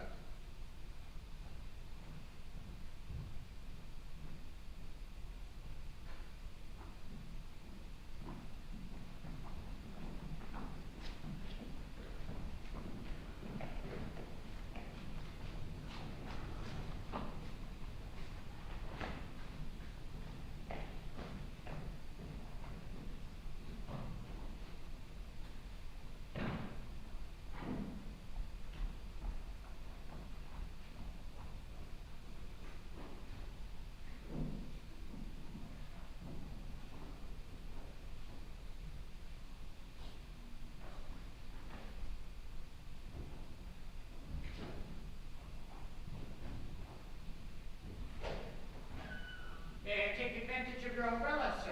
Who are you? Nobody important. But you. You are Mr. Stavroka, a noble lord. You are Fedka, the convict. I'm not a convict anymore. I was set up for life, to be sure. I found time dragging and changed my status. What are you doing here? Nothing. I need a passport. In Russia, it's impossible to make a move without a passport. Fortunately, a man you know, Pyotr Verkovensky, promised me one. Meanwhile, I've been waiting here for you, in hopes that your grace would give me 3 rubles. Who gave you the order to lie in wait for me? Nobody! Although, Pyotr Verkovensky may have mentioned, perhaps, that with my talents, I could aid you in certain circumstances by ridding you of people who are in your way. He also mentioned that you'd be going past this street to see a certain party on the other side of the river. I've been waiting for you here these past 3 nights. You see, I deserve my 3 rubles. Listen, I like to be understood. You will not receive a kopeck from me, and I neither have nor shall have any need of you. If I ever find you in my way again, on this street or anywhere else, I'll bind you and hand you over to the police. Yes, but I need you. Be gone or I'll strike you.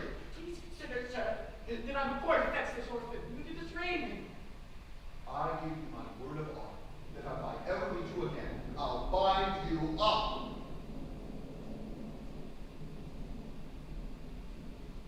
I'll wait for you anyway. get her never.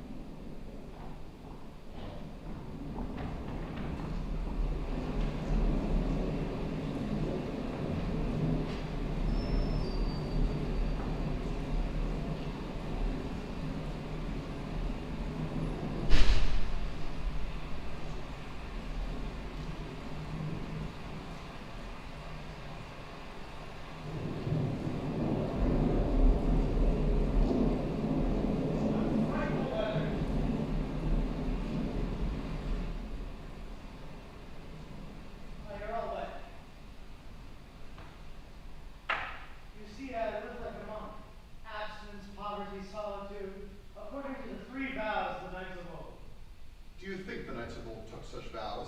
I don't know. Perhaps I am mistaken. You are certainly mistaken. I hope that you haven't been drinking. Hardly at all. I asked you not to get drunk. Yes, odd request. Where's Rachel Fair? Over in the next room. Is she sleeping? Oh no, she's telling her fortune. As soon as she heard the news, she was expecting me. She got all dressed up. I shall see her in a moment. But first, I have something to settle with you.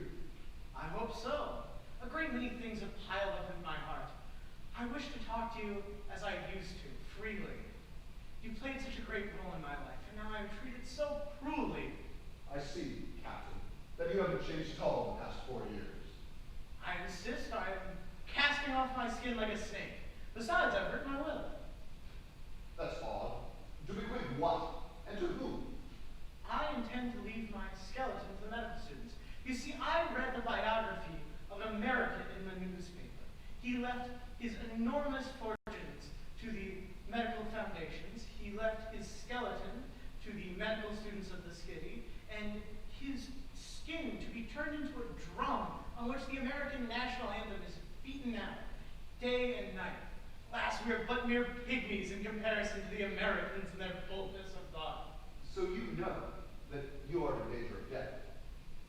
No, I'm not. What? What a joke. Didn't you write a letter to the governor to denounce Verkovensky's group, to which you belong, nevertheless? I don't belong to his group. I agreed to hand out some proclamations to do a service, as it were. But if Verkovensky really thinks, oh, I must get to St. Petersburg. That is why I was waiting for you.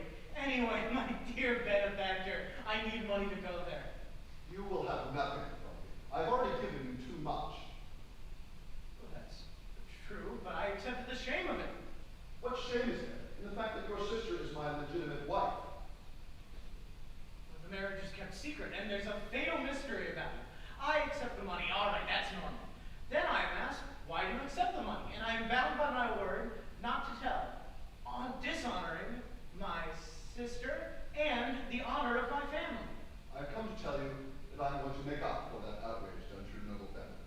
Tomorrow, probably, I shall announce our marriage officially. Hence, the question of the family dishonor will be settled. And likewise, of course, the question of the allowance I shan't have to pay you. That's not possible. You can't make the marriage public. She's half crazy. I'll take care of that. What will your mother say? You'll have to take her into your house. That doesn't concern you. What will become of me?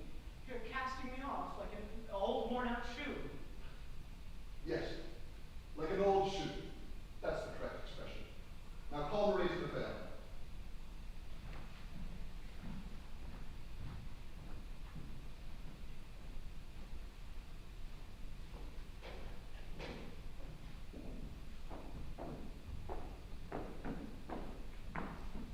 Now, leave me. No,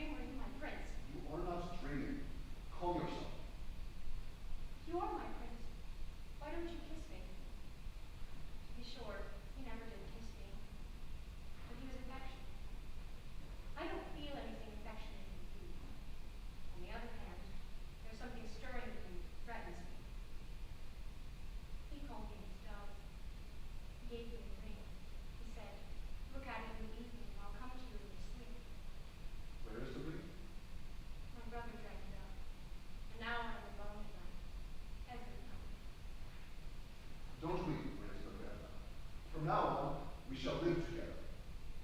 Yes. Your voice is soft now. And I recall. I'm no longer saying we shall live together. The other day in the carriage, you told me our marriage would be made public. But I'm afraid of that, too.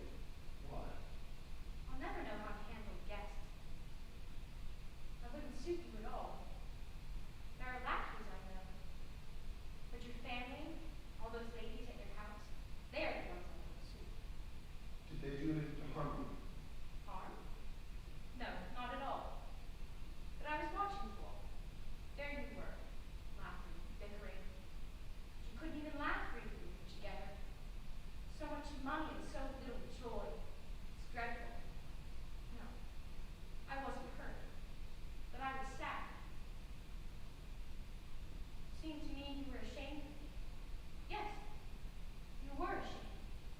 And that very morning you became more remote.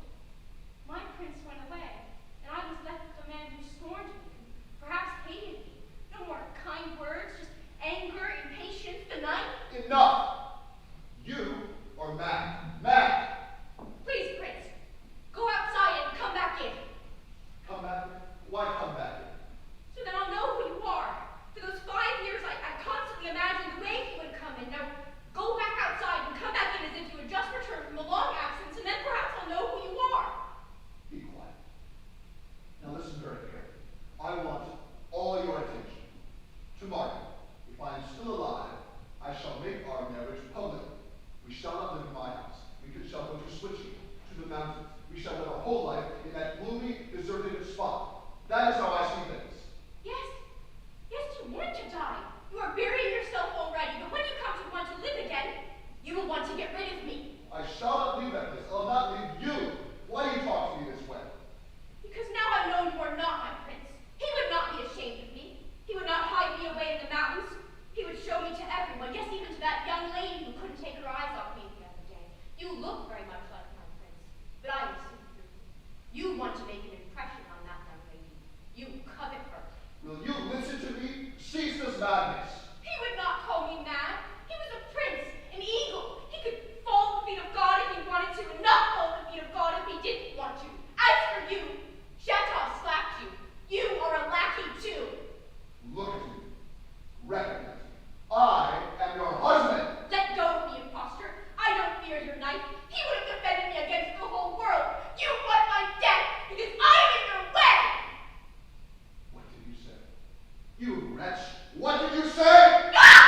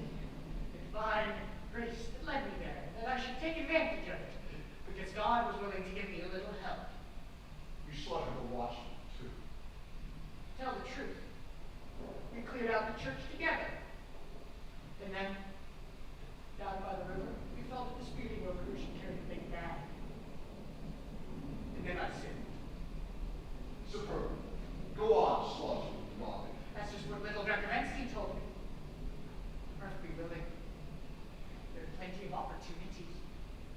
Well, the captain of the yacht came for you up this evening. Well. And now, don't you read me again? That drunkard leaves the door open every night. He is so true. Anyone could go in and kill everyone in the place, both brother and sister. Did you go in? Yes. Well, why didn't you kill everybody? I made a little calculation. I can get 150 rubles after having killed them. After having killed them, I can. Or, if I believe what little Fedorensky told me, I'd get 1,500 rubles for a meal for the same work. So I'm turning to you as to a brother or a father. But I need to know whether you want me to do it.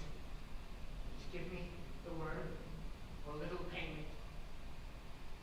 Now, would you like to give me those 3 rubles I asked you for earlier?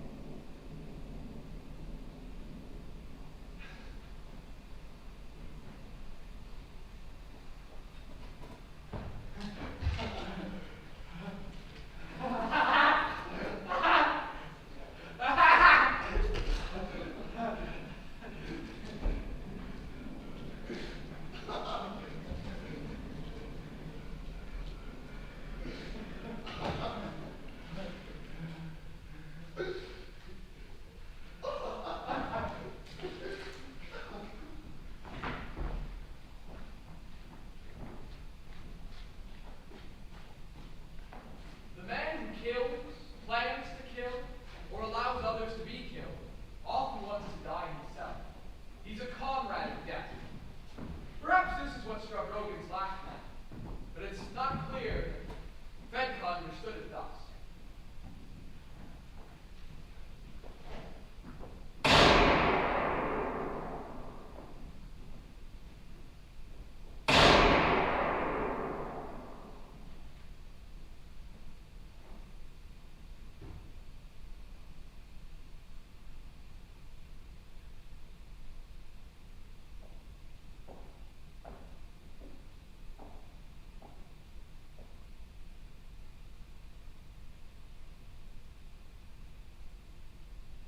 Are you wounded?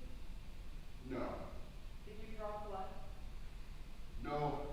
I killed no one. The duel took place quite stupidly. I shot in the air, and Gagana missed me. I have no love. But I'm tired and should like to be alone. All right. I shall stop seeing you, since you constantly run away from me. I know in the end, I'll find you. In the end, Yes. When all is over, call me and I'll come. I am so vile and cowardly, Dasha, that I believe I shall call you at the very end. And you, despite all your prudence, will come running. But tell me, will you come, whatever the end is, even if in the meantime I have committed the worst of crimes? Are you going to bring about your wife's death? No. Neither hers nor anyone's. I don't want to. Perhaps I shall bring about the death of the other one. The girl. Oh, leave me, Dasha. Why destroy yourself by following me? I know at the end, I'll be alone with you. And I'm waiting for that moment. I pray for it. So you pray. Yes. Ever since a certain day, I haven't ceased praying. And suppose I don't call you. Suppose I take flight. That can't be. You will call me. There is great contempt in what you are saying. Holy So there is contempt. No matter. I don't want to cause your ruin. You won't cause my ruin. If I don't come with you, I shall become a nun and take care of the sick. A nurse. That's it. You were interested in me just as a nurse would be. After all, that's probably what I need the most. Yes, you are ill. You see, Dasha, I constantly have visions now. A little demon. You already told me about it. You are ill. Last night he sat down very close to me and didn't leave me. He is stupid, insolent, and second rate. Yes, second rate. I am furious that my personal demon should be second rate. Talk about him as if he really existed. May God save you from that. No, I don't believe in the devil. But last night, the demons came out of every swamp and swooped down upon me. Why, a little devil on the bridge offered to cut the throats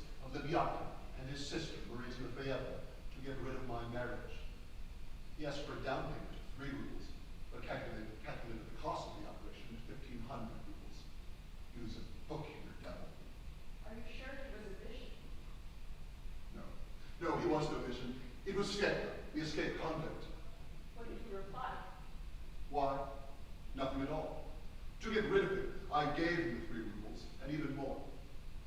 Yes, you must think I'm in agreement. But don't let your kind heart worry. For him to act, I shall have to give him the order. Perhaps, after all, I shall give it. Good Lord, why do you torment me like this? Forgive me. It was only a joke.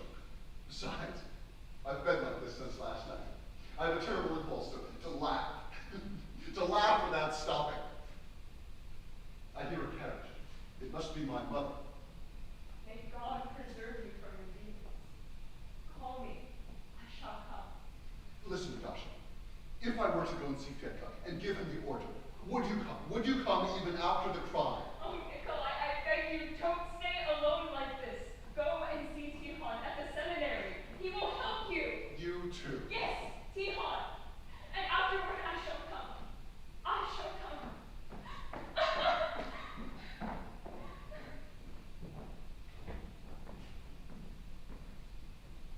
Pyotr Verkovensky wishes to see you, sir. What have you come for? What? Have you forgotten about our meeting? I've come to tell you it takes place in an hour. Oh, to be sure. Excellent idea.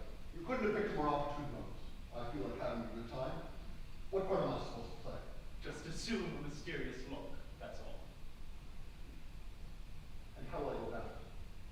Well, you are to be one of the members of the Central Committee, and you know all about the whole secret organization. But there is no central committee. Yes, there is. You and I.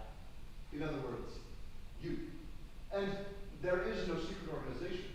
There will be one if we can manage to organize these idiots into a group, to weld them into a single unit. And how will you go about it? Well, to begin with, titles and functions. Secretary, treasurer, president, things of that sort. Then, sentimentality. For them, justice is a matter of sentimentality. Hence, they must be given plenty of time to talk, especially the stupider ones. In any case, what binds them together is fear of opinion. Yes, that is the real motivating force, the true cement. What they fear most is to be taken as reactionaries. Consequently, they are forced to be revolutionaries. They will be ashamed of thinking for themselves, of having individual ideas. As a result, they will think exactly what I want them to. Excellent program. But I know a much better way of cementing this pretty group together. Force 4 members to kill Levin on the pretext that he is a school agent, and they will be bound by blood. But how stupid I am. It's precisely your idea, isn't it? Since you want to have Shatov killed. What makes you think of such a thing? I'm not thinking it. But you are. And if you want my opinion, it's not at all stupid. The best way of attracting our fellow citizens and of sweeping them along with you is to preach publicly the right to dishonor. Yes, yes, I see it. Hurrah for dishonor, and everyone will flock to us. No one will want to lag behind. Oh, Steph Rogan, you understand everything. You will be the leader, and I'll be your secretary. We shall set sail on a noble ship. The masts will be made of polished wood, the sails silken, and on the high stern we shall put Lisa Nikolaevna. There are only 2 objections to that prophecy. The first is that I shall not be your leader. No, you will. The second is that I'll not help you kill Shatov, you and your idiots together. I must go and tell Kirillov.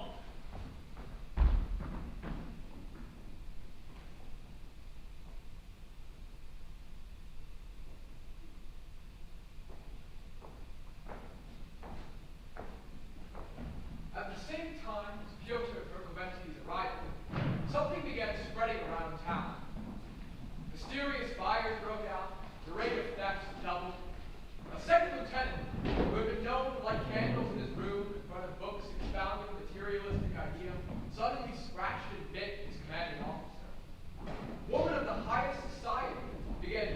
children in fixed intervals, denouncing the poor whenever she had the opportunity. Another told her husband he desired to practice free love. That's impossible, she was told. Why? We're free, aren't we? We're certainly free, but free from what?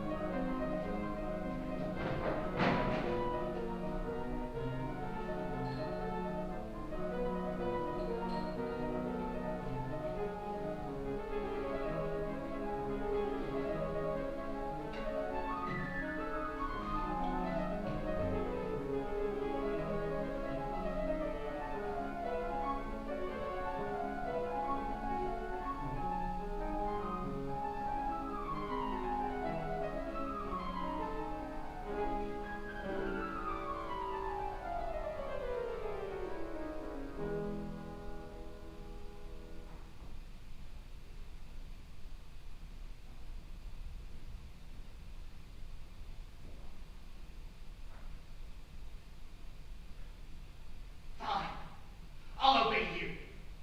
But remember what you promised me. Go and hide.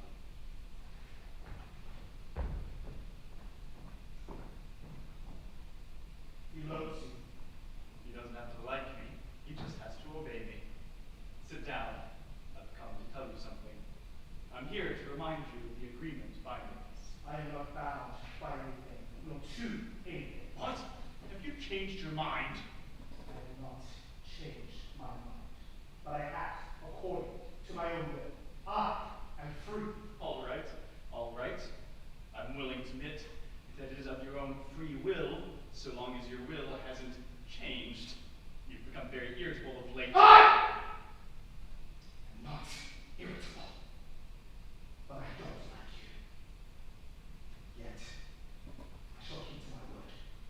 But this must be very clear between us. Do you still intend to kill yourself? Yes. Good. Admit that no one is forcing you. You are expressing yourself stupidly. All right. All right. I'm expressing myself stupidly. Indeed, it's beyond a shadow of a doubt that anyone could force you. But let me go on.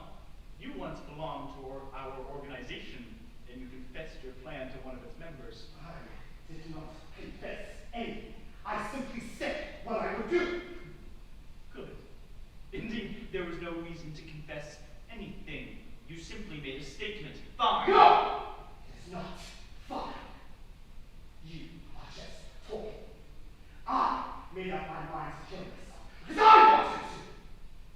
But you saw that my suicide could help the organization. If you commit a crime here and guilty are pursued, I blow up my brains, leaving a letter in which I declare that I am the guilty one.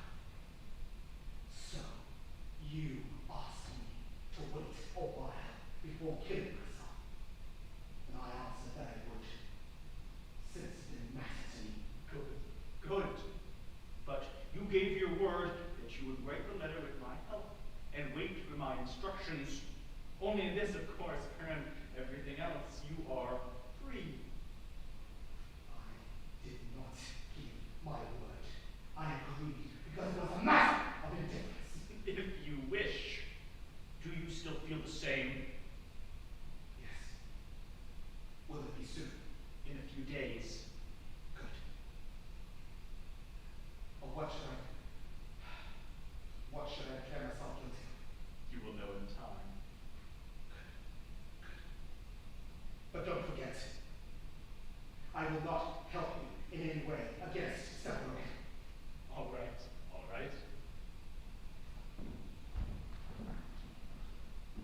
was good of you to have come. I don't need your approval. You are wrong. You will need my help. I've already used up considerable breath in your favor. I don't have to answer to anyone. I am free. Not altogether. Many things were entrusted to you. You can't simply break off without warning. I sent a very clear letter. We didn't understand it clearly.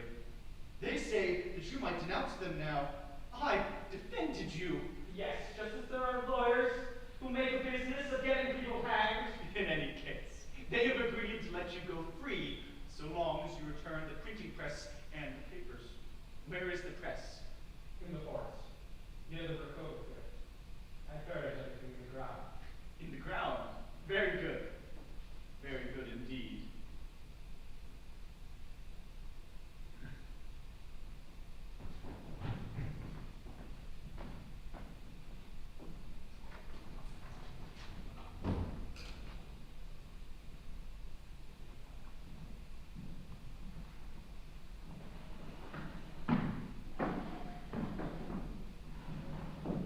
Ah, here's Napoleon. He's just on time. Gentlemen, I'm not accustomed to waste time. Since you were so kind as to invite me here today, may I ask a question? Go ahead, comrade, go ahead. Everyone likes you since you pulled that practical joke on the woman distributing religious tracts by putting obscene photographs in her Bibles. It wasn't a practical joke. I did it out of conviction, being of the opinion that God must be destroyed. Is that what they teach in the seminary? No. In the seminary, they suffer because of God. Consequently, they hate him. In any case, here's my question. Has the meeting begun or not? Allow me to point out that we continue to talk aimlessly. Can the authorities tell us why we are here? Verkovensky, have you no declaration to make? Absolutely none. But I should like my glass of cognac. And you, Stavronin? No, thanks, I've given up. I'm not talking of cognac. I'm asking you if you want to speak. Speak? About what? No. I request the floor. You have it. Gentlemen, in asking for your attention, I owe you a few preliminary explanations. Having devoted myself wholeheartedly to studying the society of the future, I have reached the conclusion that from the earliest times down to the present, all creators of social systems have simply indulged in nonsense. So I had to build my own system of organization. Here it is. To tell you the truth, it is not completely finished. In its present state, however, it deserves discussion. For I shall have to explain to you also the contradictions to which it leads. Starting from unlimited freedom, I end up, in fact, with unlimited despotism. That will be hard to make people swallow. Yes, and yet let me insist upon it. There is not, and there cannot be any other solution to the social problem in mind. It may lead to despair, but there is no other way. If I've understood properly, the agenda concerns Mr. Shigalov's vast despair. Your expression is more correct than you think. Yes, I was brought face to face against despair, and yet the only way out was my solution. If you do not adapt it, you will do nothing worthwhile. And someday, you'll come around to it. I suggest voting to find out just how far Mr. Shigalov's despair interests us, and if it is necessary to devote our reading to the reading of his book. Let's vote. Let's vote. Yes, yes. Gentlemen, let's not get excited. Shigalov is too modest. I have read his book. Some of its conclusions were debatable, but he starts from human nature as we now know it through science, and he really solved the social problem. Really? Yes, indeed. He proposes dividing humanity into two unequal parts. About 1/10 will have absolute freedom and unlimited authority over the other 9/10, who will have to lose their personalities and become like a flock of sheep. Kept in the state of submission of sheep, they will, on the other hand, achieve the state of innocence of sheep. In short, it will be Eden, except that men will have to work. Yes, that is how I achieve equality. All men are slaves and equal in their slavery. They cannot be equal otherwise. For instance, the level of education and talent will have to be lowered, since men of talent always tend to rise.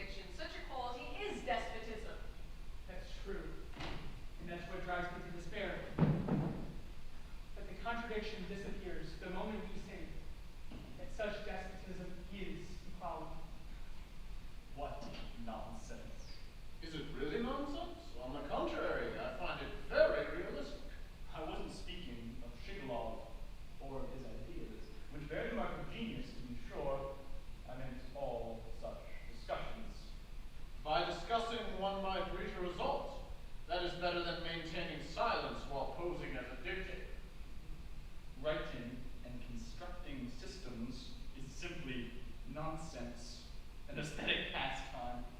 You are on board here, that's all. We are merely provincial, to be sure, and therefore worthy of pity. But up until now, you have not brought out anything sensational either. Those tracts of yours say that the only way to improve universal society is by lopping off 100 million heads. That does not seem any easier to put into practice than Shigalow's ideas. The fact is that by lopping off 100 million heads, one progresses faster. Obviously. You also run the risk of getting your own head cut off. That is a disadvantage. But it's the risk one takes any time they try to establish a new religion. However, sir, I see that you might hesitate, and I consider that you have the right to withdraw. I didn't say that. I am willing to bind myself definitively to an organization if it proves serious and efficient. Listen, gentlemen, I understand that you expect from me explanations and revelations as to the workings of our organization. But I cannot give them to you unless I'm sure of you unto death. So, let me ask you a question. Are you in favor of endless discussions or of millions of heads? Now, to be sure, this is merely an image. In other words, are you in favor of wallowing in the swamp or of crossing it at full speed? At full speed, of course. Why wallow? You are, therefore, in agreement with the methods put out in the tracts I lent you. Of course, but they still have to be specified. If you are afraid, there is no need in specifying. No one here is afraid, and you know it. But you are treating us like pawns on a chessboard. Explain things to us clearly, and we can consider them with you. Are you ready to bind yourself to the organization by oath? Certainly, if you ask of us decently. The Putin, you haven't said anything.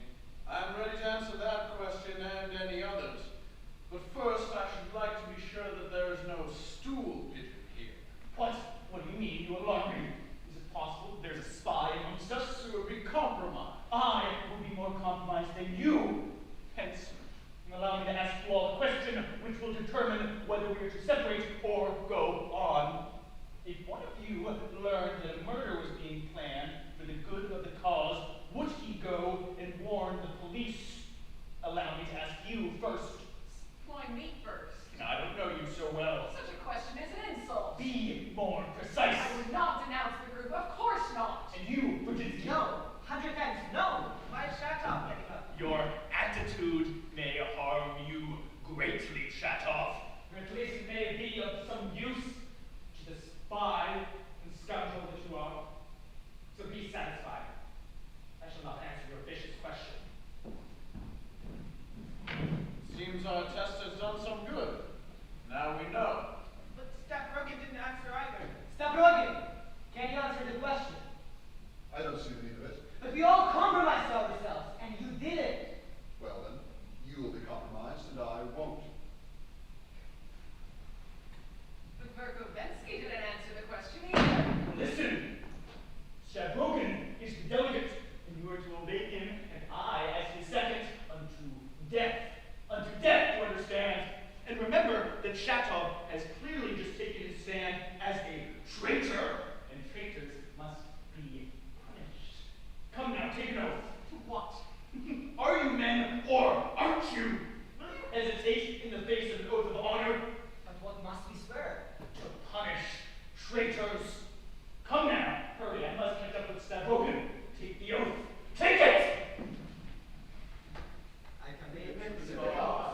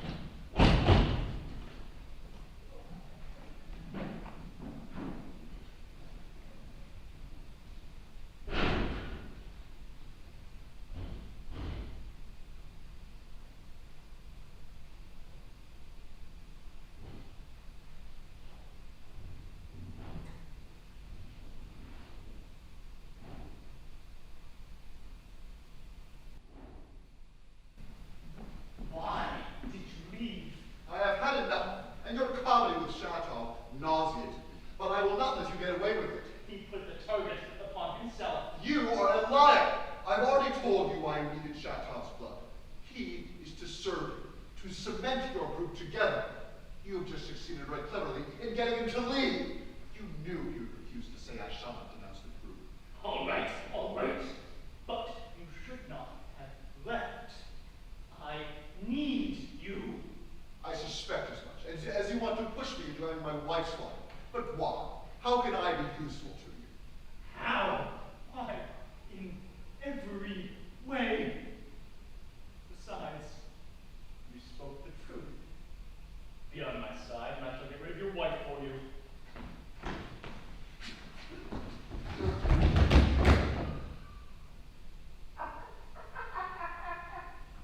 Oh, you are strong, Stefan.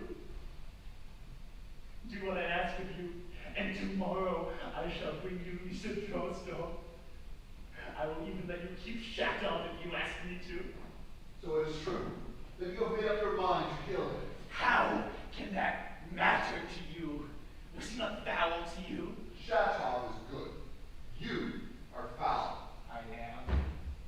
But I didn't slap you. If you raise a hand against me, I'd kill you on the spot.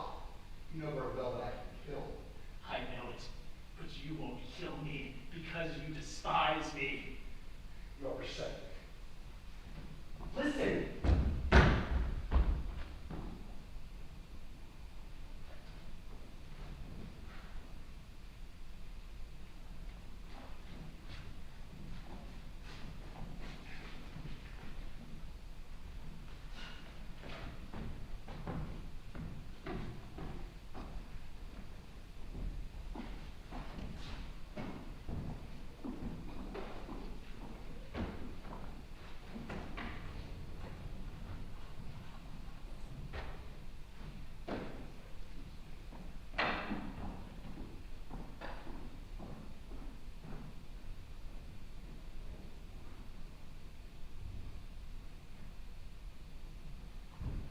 Listen. You are obstinate. Tell me once and for all what you expect of me and Lee. All right.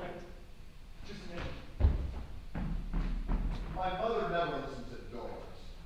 I'm sure she doesn't. You nobles are all above that sort of thing. I, on the contrary, listen at doors. Besides, I thought I heard a noise. But that is not the question. You want to know what I ask of you. Well, this is it. Together, we will rouse Russia and lift her from the mire. 10 more groups like this one, and we will be powerful. 10 groups of idiots. It's idiots who make history. Just take the governor's wife, for instance. Yulia Nikolaevna. She is with us. How stupid. Her idea is that the youth must be kept from heading towards the abyss. And by that, she means towards revolution. Her system is simple. The thing to do is to praise revolution, to be on the side of the youth, to show them it is quite possible to be a revolutionary and the governor's wife. Then they will know that this is the best regime, for you can insult it without danger and even be rewarded for planning its destruction. You must be exaggerating. It isn't possible to be that stupid. They're not so stupid. They are just idealists. Fortunately, I am not an idealist. But I'm not very intelligent either. What? I didn't say anything. Too bad. I hoped you would say, oh no, you are intelligent. I never thought of saying anything of the sort. You are right. I am stupid. That is why I need you. My organization does not have a head. You have Shigalov. Don't insult him. Absolute leveling is an excellent idea. Not at all ridiculous. It's one of the elements of my plan. We shall have to organize it carefully to be sure. People will be forced to to denounce each other, then there will be no more selfishness. From time to time, a few convulsions, just enough to overcome boredom. We leaders will take care of that. For there will be leaders as there must be slaves. Hence, total obedience, absolute depersonalization, and every 30 years we shall authorize convulsions. Then the people will fall on one another and devour each other. Besides, we shall have the Pope on our side. The Pope? Yes, but it's very difficult. First, the Pope will have to come to an agreement with the International. It is too soon for that. That will come eventually because it's of the same spirit. Then there will be the Pope at the summit, we about him, and beneath us the masses governed by Shigalov's system. But that is an idea for the future. Meanwhile, work must be divided. In the West, there will be the Pope, and among us, there will be you. Decidedly you are. Get out! You are handsome, Seth Hogan. Do you know that you are handsome and strong and intelligent? No, you don't know it, for you are also unsophisticated. I do know it. And that is why you are my idol. I am a nihilist, and nihilists need idols. Yes, you are the man I need, and I can't imagine any other. You are the leader. You are the son. Don't despise me. Shigalov has found the system, but I alone have found the manner of putting it into practice. Without you, I am nothing. With you, I shall destroy the old Russia and build the new. What Russia? The Russia of spies? When we hold power in our hands, perhaps we can make the people more virtuous, if you insist. But for now, to be sure, what we need are 1 or 2 thoroughly immoral generations. A revolting corruption that will transform man into a filthy, selfish, and cowardly insect. That is what we need. And on the side, we'll give him a touch of fresh blood so that he gets a taste for it. I always knew you were an socialist. You're a scoundrel. All right, a scoundrel. But let me explain my plan. We begin the general upheaval. Fires, crimes, incessant strikes, everything a mockery. Oh, can't you see it? It's wonderful. A heavy fog will descend upon Russia, and the earth will bewail its former gods, and then we bring forth the new Tsar. An impostor. Yes! We will say that he is hiding, but that he is about to appear. That he exists, but no one has seen him. Just imagine the force of that idea. He is hiding.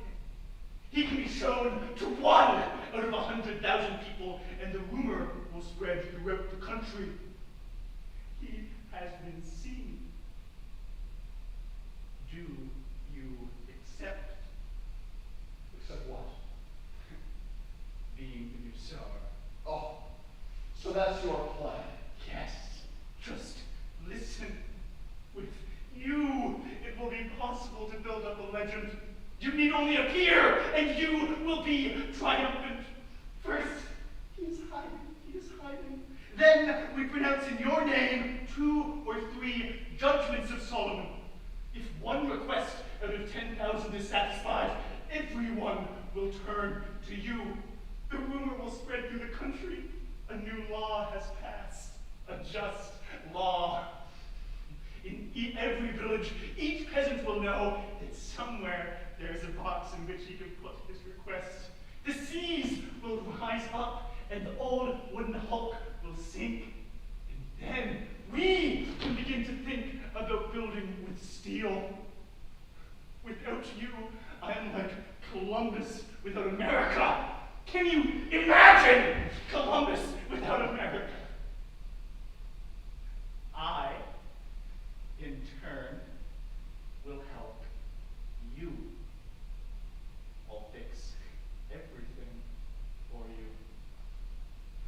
Tomorrow I will bring you Lisa Drolsdorf. You want her, you want Lisa dreadfully, I know. Just say the word and I'll fix everything. And afterward, of course, you will have a hold. What does that matter? You will have a hold on Lisa. She is young and pure. What are you doing? Here is a friend who can help us. Just say yes, Sir Rogan, and Lisa is yours, and the world is ours! Nikolai, I beg you, do not stay with these men. Go and see Tihon.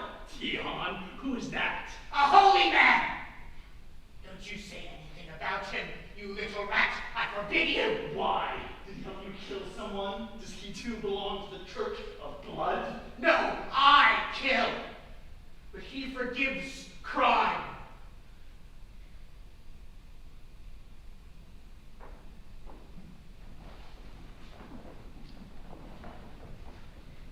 Personally, I did not know Tihon. I simply knew what was said of him around town. The common people attributed a great holiness to him, but the authorities disapproved of his catalog, which works of great piety stood side by side with plays, and perhaps even worse. Offhand, I'd say there's no chance Dom Rogan would go to see him.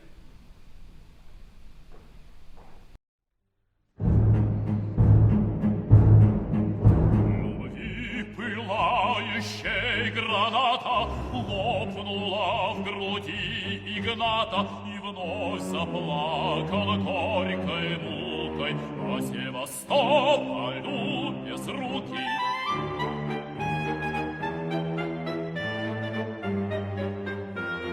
Хоть в Севастополе не был и даже не без руки, но каковы же рифмы, но каковы же рифмы.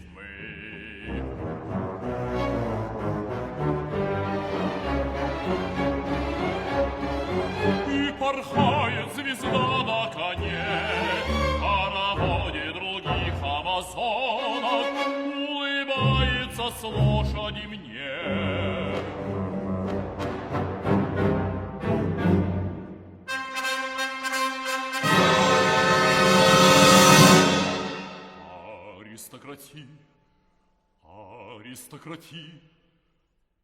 Аристократический ребенок.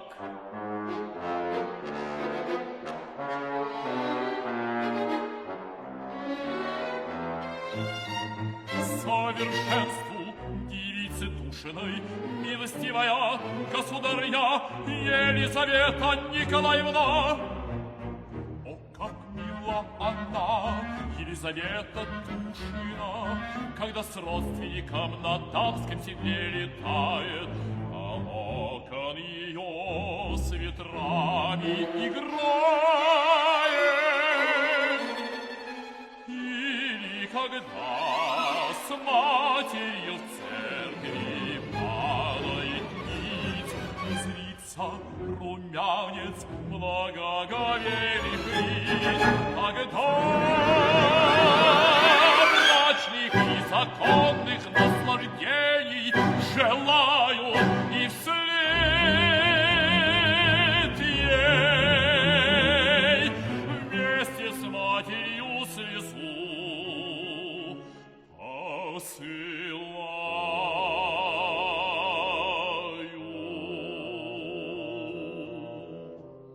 В случае, если б она сломала ногу,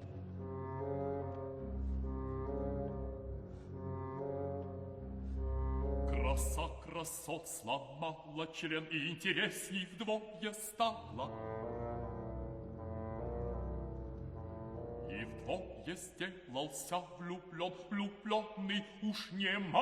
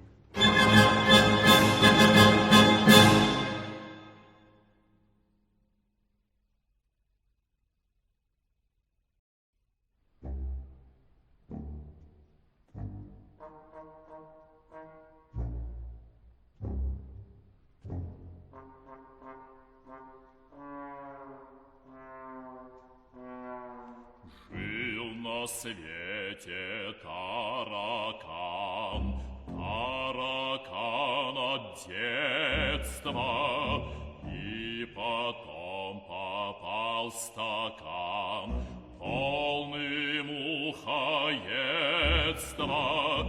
Господи, что такое? То есть, когда летом в стакан налезут мухи, то происходит мухоедство. Всякий дурак поймет. Не перебивайте, не перебивайте.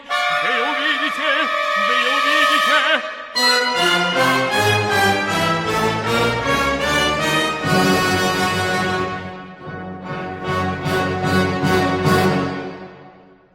Пожалуйста, сначала.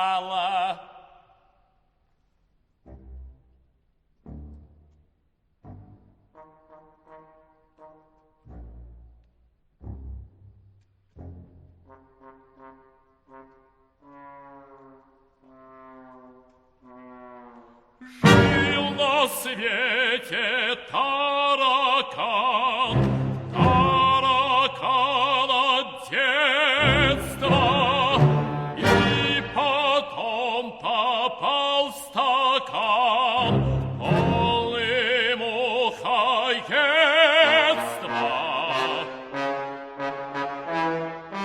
Место занял таракан, мухи возроптали, полон очень наш стакан к Юпитеру.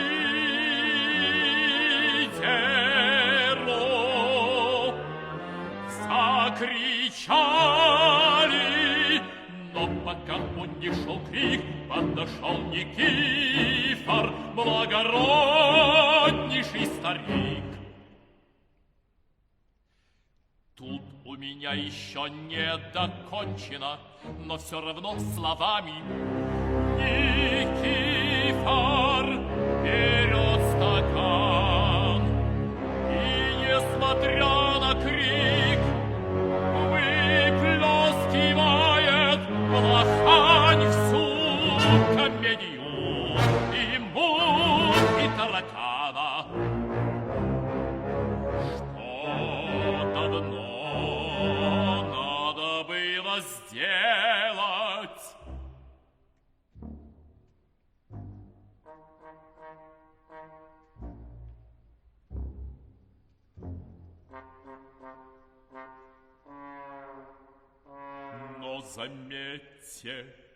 Но заметьте, сударыня, таракан не ропщет, таракан не ропщет.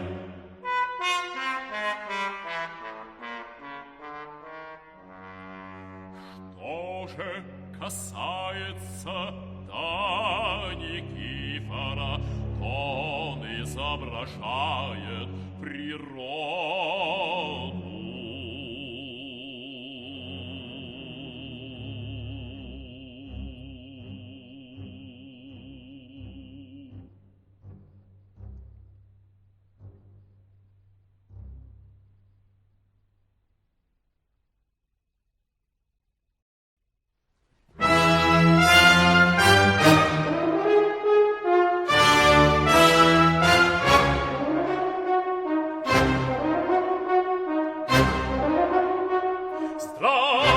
Здравствуй, гувернантка, веселись и торжествуй. Ретроградка или шорсантка, все равно теперь ликуй. Учишь ты детей сопливых по-французски букварю, подмигивать готова, чтобы взял хоть полварю. Но в наш век реформ великих не возьмет и пономарь, надо барышня улики. Или снова за букварь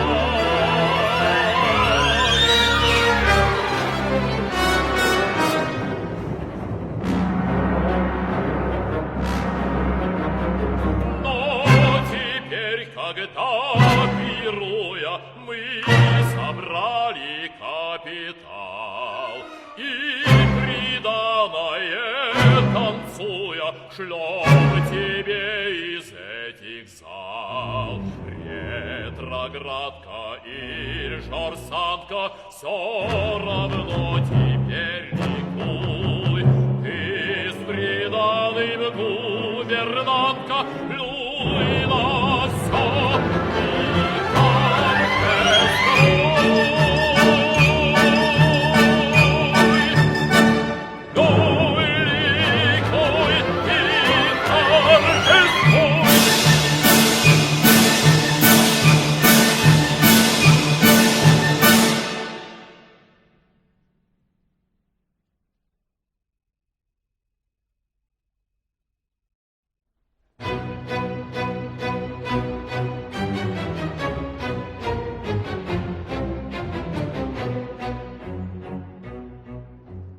Он незнатной был породы, он возрос среди народа, но гонимый местью царской, злобной завистью боярской, он обрек себя страданию, казням, пыткам, испытанию, и пошел вещать народу братство, равенство, свободу.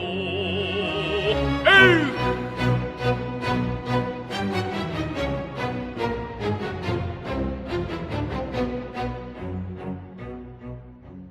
И восстание начиная, он бежал в чужие краи, из царева каземата, от кнута, щипцов и ката, а народ восстать готовый из-под участи суровой, от Смоленска до Ташкента с нетерпением ждал студента. Эй!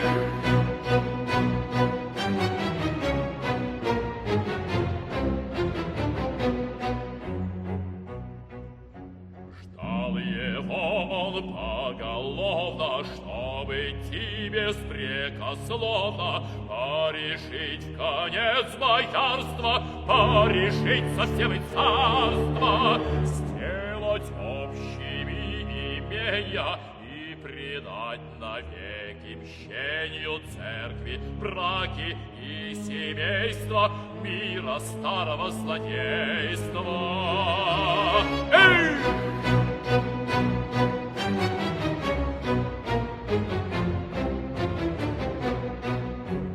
Мира старого злодейства.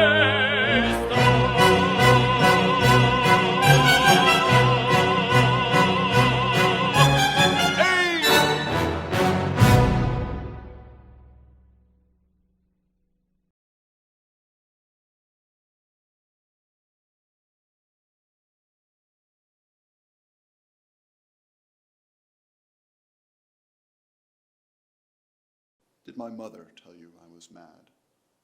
No, she didn't describe you to be a madman, but she did tell me of a slap you received, and of a duel.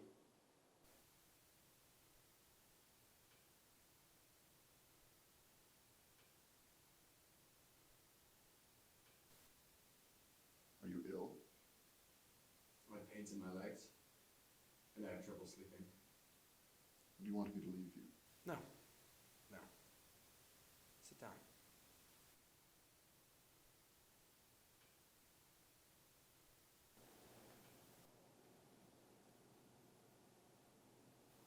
You too look ill. I am. You see, I have hallucinations. I often see or feel a sort of creature near me who is mocking, wicked, rational. It takes on different aspects, but it is always the same creature. He drives me wild. I shall have to consult a doctor. Yes. Do so. No, it is useless. I know who it is. And you do too. You mean the devil? Yes. You do believe in him, don't you? A man of your calling is obliged to believe I'd say that in your case, it's more probably an ailment. You're skeptical. I see. Do you at least believe in God? I believe in God. It is written, if you believe, and if you command the mountain to be removed, you shall be obeyed. Can you move a mountain? Perhaps. With God's help. Why perhaps? If you believe, you must say yes. My faith is imperfect. Well, it's a pity. Do you know the answer a certain bishop made? With a knife to his throat, a barbarian asked him if he believed in God. Very little. Very little. The bishop replied. That's not worthy, is it? His faith was imperfect too. Yes. Yes. Well, in my opinion, faith must be perfect, or there is no faith. That's why I'm an atheist. The complete atheist is more respectable than the man who is indifferent. He is on the last rung, preceding perfect faith. Do you remember the passage from the Apocalypse about the lukewarm? Yes. I know thy works, that thou art neither hot nor cold. I wish thou wert hot or cold. So then, because thou art lukewarm, and neither hot nor cold, I will spew thee out of my mouth. Because thou sayest... That'll do. You know, I like you very much.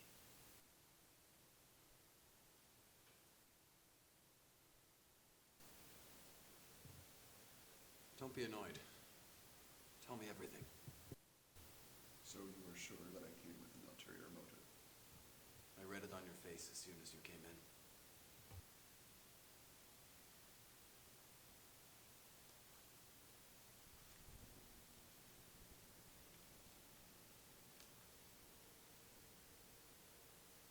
All right.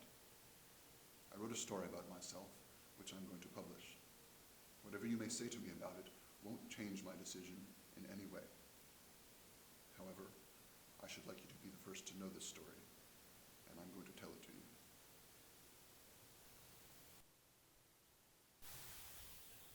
From 1861 to 1863, I lived in Petersburg, indulging in debaucheries that provided no pleasure. I was living with nihilist comrades who adored me because of my money. I was dreadfully bored, so much so that I might have hanged myself. I had 3 apartments. 3? Yes. One in which I put up Maria Lebyatkin, who later became my legitimate wife, and 2 others in which I used to receive my mistresses. One of them was rented to be my shopkeepers, who occupied the rest of the apartment and lived elsewhere. Hence, I was alone there rather often, with their 12-year-old daughter, and Matryoka.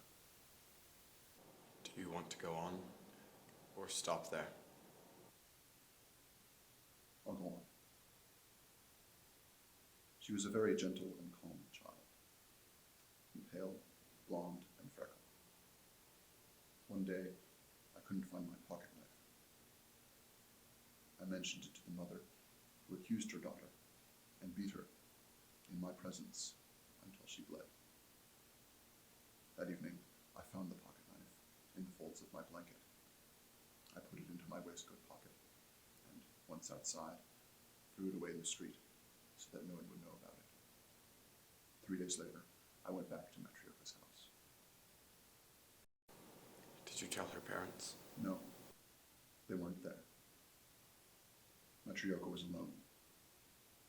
She was sitting in a corner on a little bench.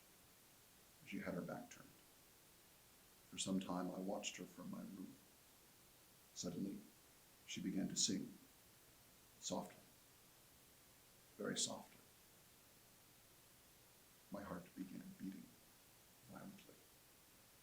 I got up and approached Matryoka. I sat down silently beside her on the floor. She was frightened and stood up suddenly. I took her hand and kissed it. She laughed. I drew her into my lap. She withdrew a bit and smiled. I was laughing too. Then she threw her arms around my neck and kissed me.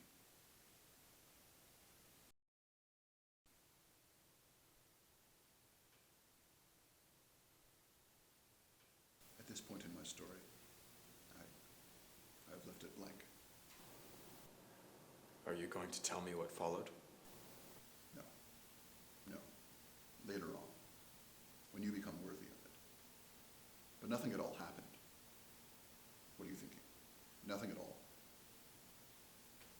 It would be better if you didn't look at me. Don't try my patience.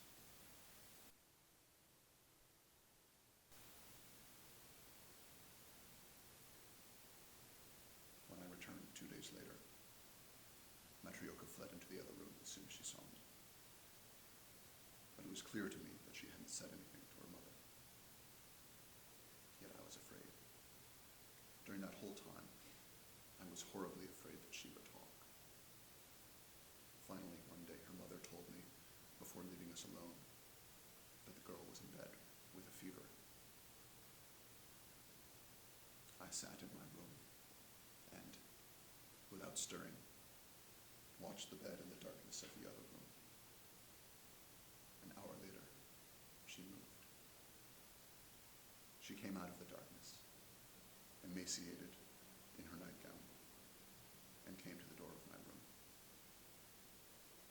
Then, tossing her head, she shook her frail little fist at me.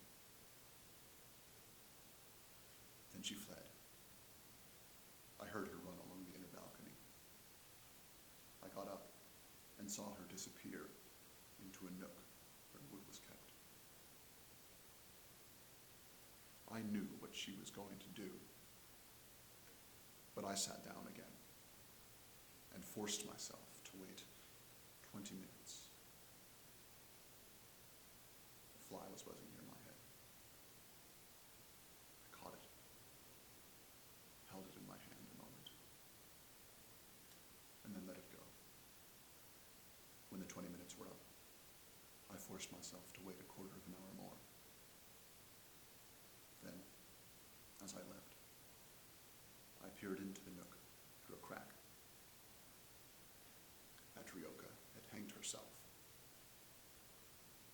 I left and spent the evening playing cards with the feeling that a weight had been lifted from me. A weight was lifted from you? Yes. But at the same time, I knew the feeling was based on a horrible cowardice, and that never again could I feel noble in this life, or in another life. Never. Is that why you acted so strangely here? Yes. I should have liked to kill myself, but I didn't have the courage. So, I ruined my life in the stupidest way possible. I led an ironic life. It occurred to me that it would be a good idea, quite stupid really, to marry a crazy woman, a cripple. And so I did. I even accepted a duel and kept from shooting in the hope of being killed foolishly. Finally, I accepted the heaviest responsibilities without believing in them. But all that was in vain. Now, I live between two dreams. In one, there are happy islands surrounded by a sun-drenched sea in which men wake up and go to bed innocent. And in the other, I see an emaciated Matryoshka tossing her head, shaking her little fist at me. Her little fist.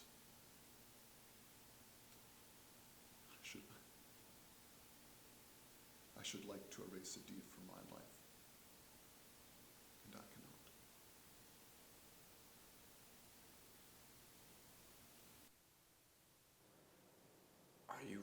going to publish this story? Yes. Your intention is noble. The spirit of penitence can go no further. It would be an admirable action to punish oneself this way if only... If only it were a true penance.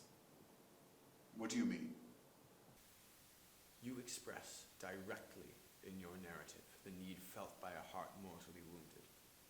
This is why you want to be spat upon, why you want to be slapped and to be shamed. Yet at the same time, there is pride and defiance in your confession. Sensuality and idleness have made you insensitive, incapable of loving, and you seem to be proud of that insensitivity. You are proud of what is shameful. That is despicable. I thank you. Why? Because although you are annoyed with me, you do not seem to feel any disgust. And you talk to me as to an equal. I was disgusted. But you have so much pride that you couldn't see it. But your words, you speak to me as an equal, are beautiful words. They show that your heart is great and your strength tremendous. But it is this great, useless strength in you that frightens me so, because it seeks to only express itself in foul deeds. You have negated everything. You no longer love anything. And a punishment pursues all those who break away from their native soil, who reject the truth belonging to their own time and people. I don't fear that punishment, or any other. On the contrary, one must fear, or else there is no punishment, only delight. Listen, if someone you did not know, whom you would never speak to again, read those words and forgave you silently in his heart, would that bring you peace? That would bring me peace. If you forgive me, that would do me great good. No. I want to win my own forgiveness. That is my principal and sole aim. Only then will the vision disappear. That is why I long for exceptional suffering. That is why I seek after it, myself. Do not discourage me, or I shall burst with rage. If you believe that you can forgive yourself, and that you will achieve that forgiveness in this world through suffering, and you seek solely to obtain that forgiveness, then you have complete faith. God will forgive your absence of faith, for you venerate the Holy Ghost without knowing it. No. There can be no forgiveness for me. It is written in your books that there is no greater crime than to offend one of these little ones. If you forgive yourself, Christ will forgive you likewise. No, not him. Not him. There can be no forgiveness. Never again. Never again.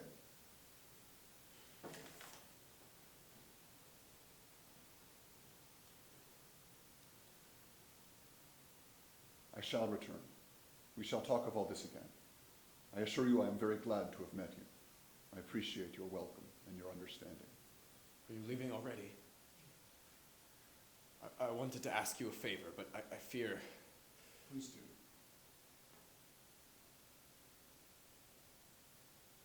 Don't publish that story. I warned you that nothing would stop me.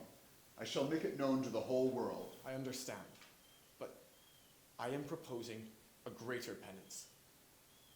Give up your intention. And in this way, you will overcome your pride. You will crush your demon, and you will achieve liberty. You take all this too much to heart. If I listened to you, I would settle down, have children, become a member of a club, and go to the monastery on holy days. No, I am suggesting a different penance. In this monastery, there is an ascetic, an old man of such Christian wisdom that neither I nor even you can imagine. Go to him. Submit to his authority for 5 or 7 years, and I promise you everything for which you thirst. Enter the monastery. Why not? After all, I'm convinced I could live like a monk, although I am gifted with a bestial sensuality. I see clearly now that you have never been closer to committing a crime, even more heinous than the one which you have just related. Calm yourself. I can promise you not to publish this story immediately. No! No! There will come a day, an hour, before that great sacrifice, when you will look for a way out in a new crime. And you will commit it, only to avoid the publication of these pages.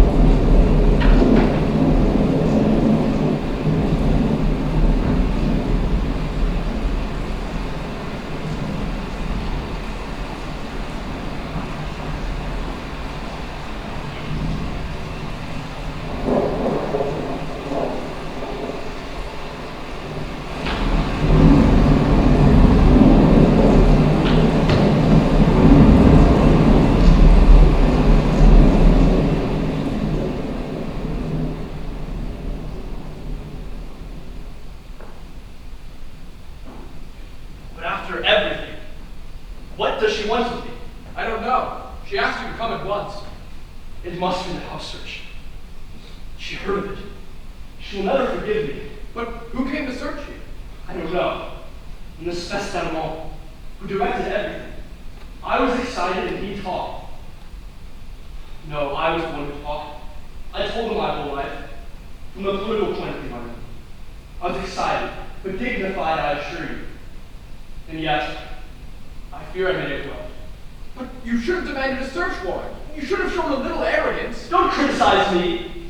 When you're upset, there's nothing more there than to have your friends tell you you've made a mistake. In any case, I've taken my precautions, and I've had warm clothing packed. For what reason? Well, if they come to you, that's how it is now. They come, they seize you, and in Siberia or worse. And so, I've sewn 35 rubles into the line of my waistcoat. But there's no question of your arrest. They must have received a telegram from St. Petersburg. About you? But you haven't done anything. Yes. I shall be arrested, and then off to prison, or else they forget you in a dungeon. Calm yourself. You haven't anything on your conscience. Why are you afraid? Afraid? I'm not afraid. At least I'm not afraid of going to Siberia. There's something else I fear. I fear shame. Shame? What shame? The whip! The whip? What do you mean? You frightened me, my friend. Yes, they'll flog you too. Flog you? You haven't done anything. That's just it. They'll see that I haven't done anything, and they'll flog me. I think you should take a rest after you've seen Barbara. Barbara? What will she think of all this? How will she react when she learns of my shame? You do the sign of the cross? Oh, I've never believed in that. But after all, it's better not to take any chances. Would you be so kind as to leave us alone?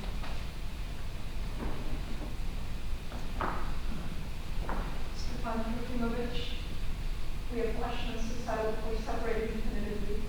I shall be blunt. Don't say a word. But for me to be talking.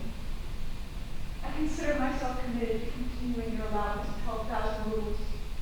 I am adding 800 for exceptional expenses.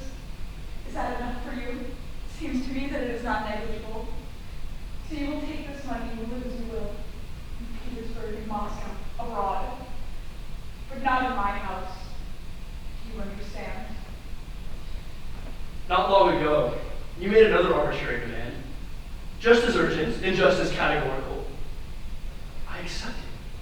I disguised myself as fiancé and danced the minuet for love of you. You didn't dance.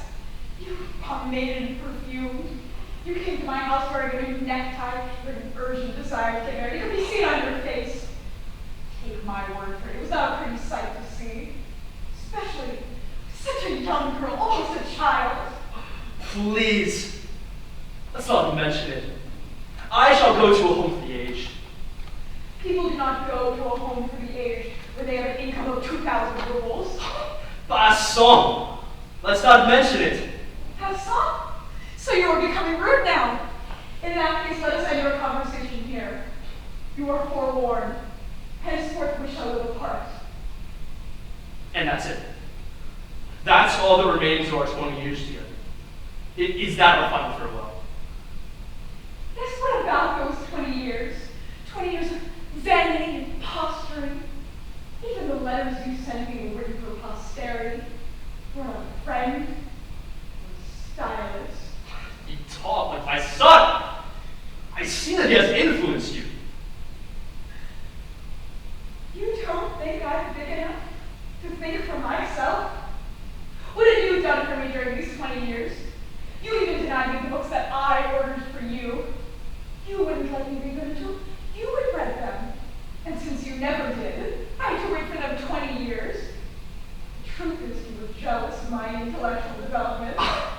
But is it possible to break off everything for such a reason? When I came back from abroad, I wanted to tell you my impressions of the Sistine Madonna. You didn't even listen. You just smiled with an air of superiority. I smiled, yes. But I didn't feel superior.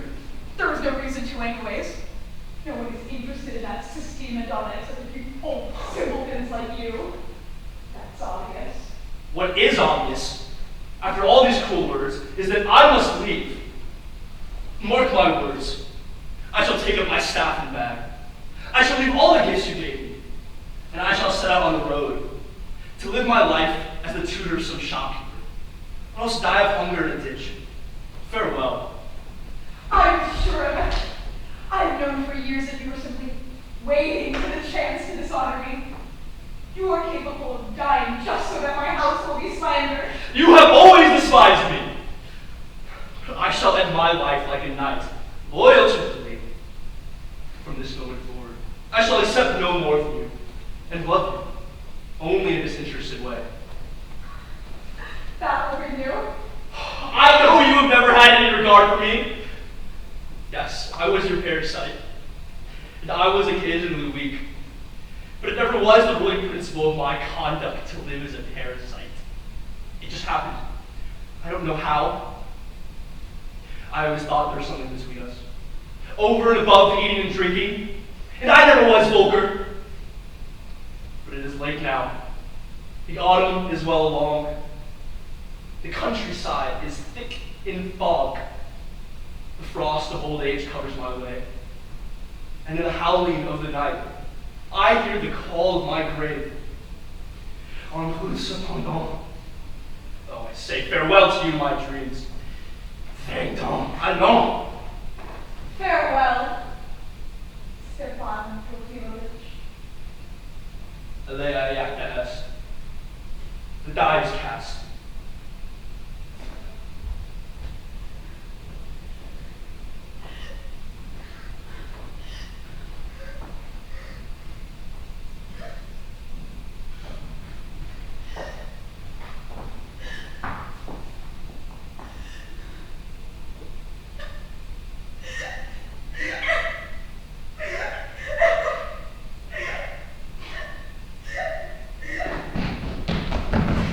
Where's the Stepan Trofimovich going? There's an uprising in town. An uprising? Yes, the workers from Spidunen's factory are holding a demonstration in front of the governor's house. They say the governor himself has gone mad. Stepan may get caught in the uprising.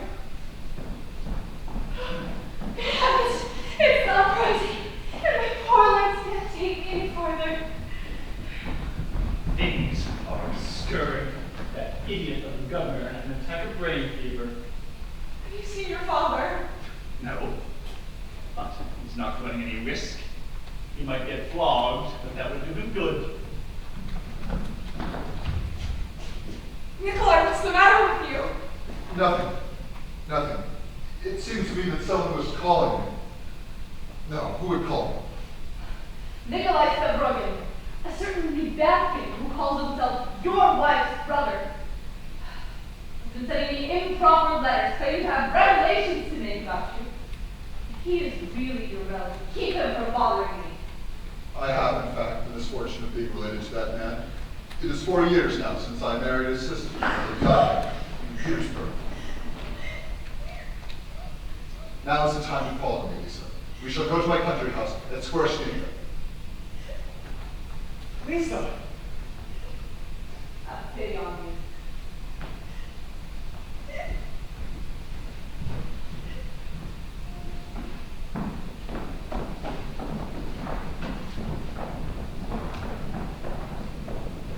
The fire that had been smoldering for so long finally burst forth. It burst out in actuality in the night that Lisa followed Stavrogin. The fire destroyed the suburb separating Stavrogin's country home from the town. In that suburb was the house lived in by Libyakin and his sister Maria. But the fire burst forth likewise in people's souls. After Lisa's flight, misfortune followed misfortune.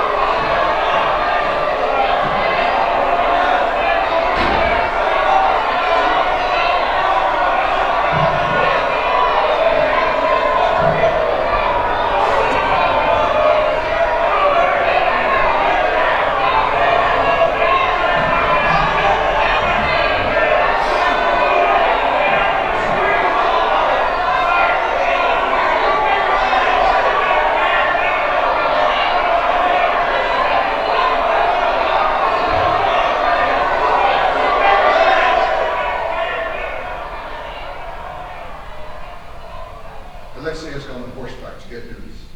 In a few minutes, we shall know all. It is said that part of the suburb has already burned down. Fires broke out between 11 and midnight. Listen to me, Nicholas. We haven't much longer to be together, and I want to say all that I have to say. What do you mean? Why haven't we much longer to be together? I am dead. Dead? Why, Lisa? You must live. You have forgotten that when you brought me here yesterday, I told you that you had brought a dead woman. I've lived since then. I've had my hour of life on earth, but that is enough. I don't want to be like Christopher Ivanovich. You remember? Yes. He bored you dreadfully, didn't he? At Lausanne? He used to always say, I have come just for a minute, and then he would say all day long, I don't want to be like him. Don't talk that way.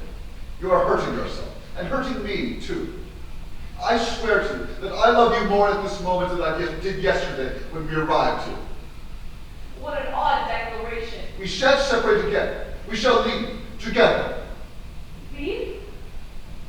Why? To be reborn together, as you say? No. This is all too sublime for me. If I were to leave with you, it would be from Moscow, to be among family and friends. That is my ideal. A very middle-class ideal, but as you are married, this is all pointless.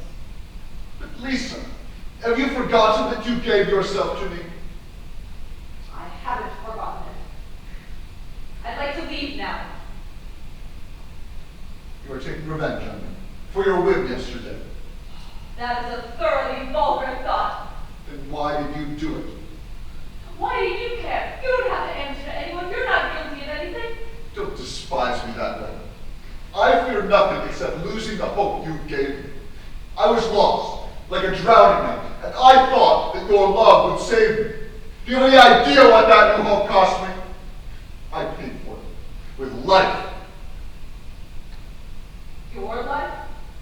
Or someone else's? What do you mean? Tell me at once what you mean. I was simply asking if you can pay for this new hope with your life or mine. Why do you stare at me so? Because if you've been afraid, you've been afraid for some time. You're so pale. If you know something, I know nothing, I swear. That's not what I meant. I don't understand you. A bad dream, a nightmare. We were talking of two different things. I do not know what you're talking about. Could it be that you didn't know that I would leave you here today? Did you know it? Don't lie to me, Nicholas. Did you know it? I knew it. You knew it, and yet you took me. Yes, condemn me. You have the right to do so. I knew also that I didn't love you, and yet I took you. I have never felt love for anyone. I desired, that's all. And I took advantage of you. But I had always hoped that someday I could love. And I always hoped that it would be you. The fact that you are willing to follow me gave strength to that hope. I shall, yes, I shall love you. You will love me. How did I imagine? I followed you through pride to rival you in generosity. I followed you to ruin myself with you and to revel in your misfortune. And yet, all this time, I imagined that you loved me madly and you hope to love me? Oh, what a little fool I was.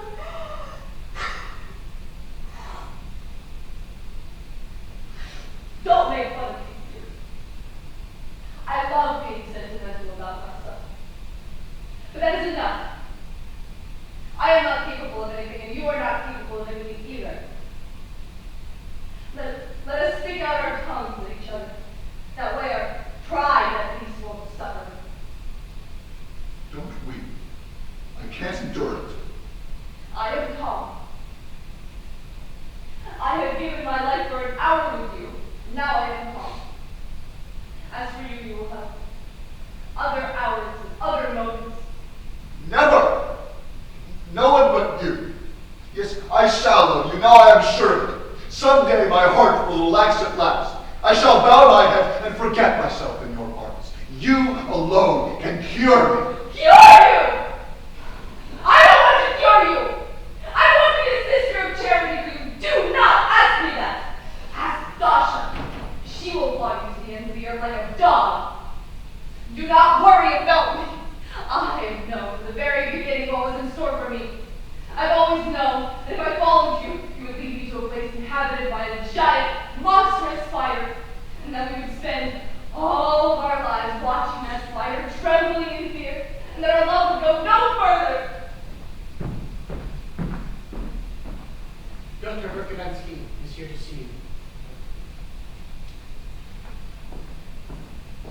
Lisa, wait in the other room. If you hear anything, you may as well know now that I'm the guilty one.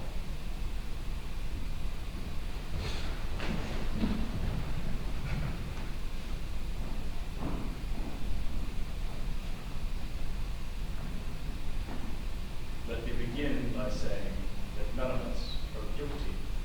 It was a mere coincidence. Legally, you were not involved. They were burned. Assassinated? Assassinated. Unfortunately, the house only half burned, and the bodies were found.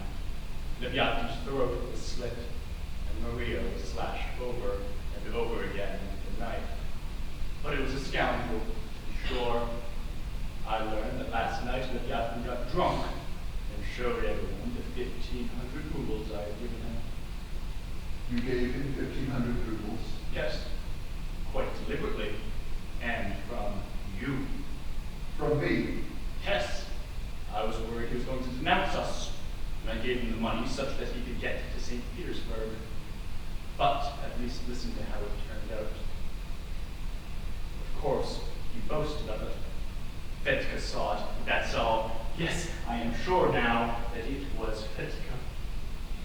He must not have understood your true intentions. Was it fit to put it to fire? No, no. You know that fires were planned in our group action. After all, fires are a very Russian way of starting a revolution. But they came too soon. I was disobeyed, that's all, and I will have to take steps. But let's not forget that this misfortune has its advantages. For instance, you are now a widower, and you can marry Lisa tomorrow. Where is she? I want to give her the good news.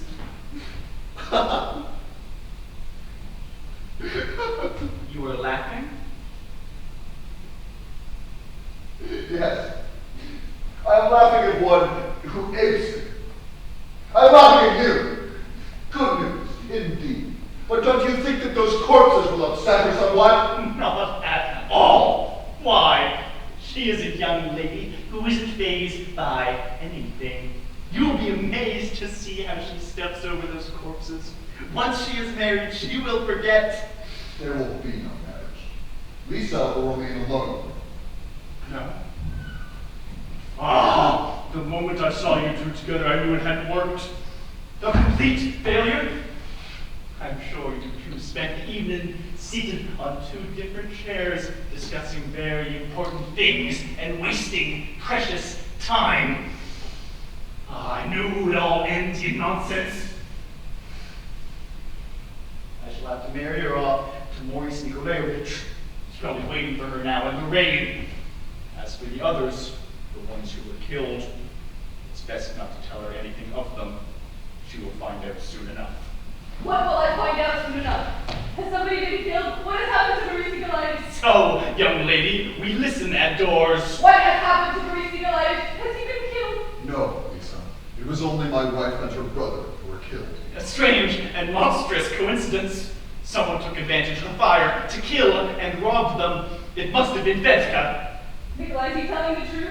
No, he is not telling the truth. But can't you see that this man has lost his reason? Besides, he spent the night here with you, hence. Nikolai, I beg you, speak to me as if you were standing before God. And are you guilty or not? I will trust your word as if it were God's word, and I will follow you to the end of the earth like a dog. I killed Melville, and I was against those murders. But I knew they would be assassinated, and I did not keep the murderers from doing it. Now leave me! No! No! So I have wasted my time with you!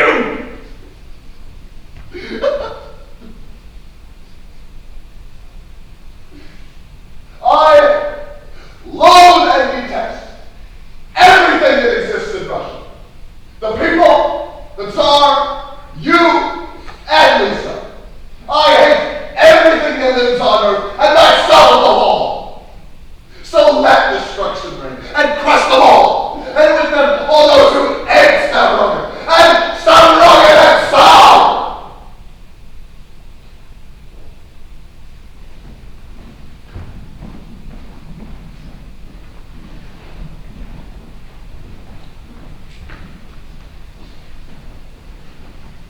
After Lisa's flight from the Shorozhniki house, she was soon killed by a rowdy mob in the midst of the revolution. Maurice found her and cradled her cold corpse in his arms. Meanwhile, Stepan Trofimovic was wandering the streets like a deposed king in search of a new Russia. And events precipitated. Shatov's wife returned after 3 years, but what he had hoped would be a new beginning, in reality, was his end.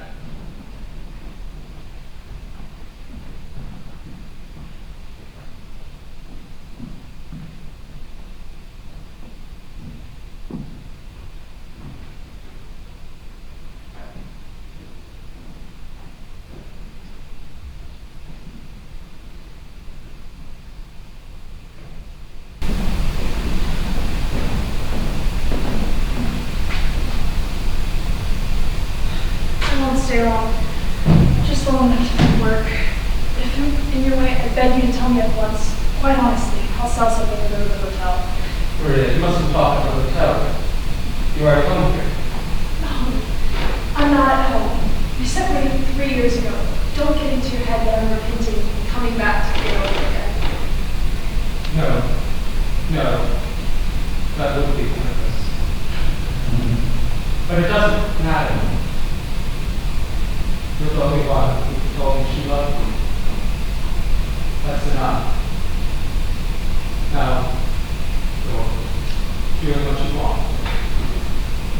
And now you are here. Yes, you are good. I've come back into your group because I've always considered you a good man. So far above all those other scoundrels. Listen, Maria, you look exhausted. Please don't enjoy. If only you would get some tea over this restaurant. But if only you would get some. Yes, I would. You're still just as much a child. Give me some tea if you have it. It's so cold here. Yes.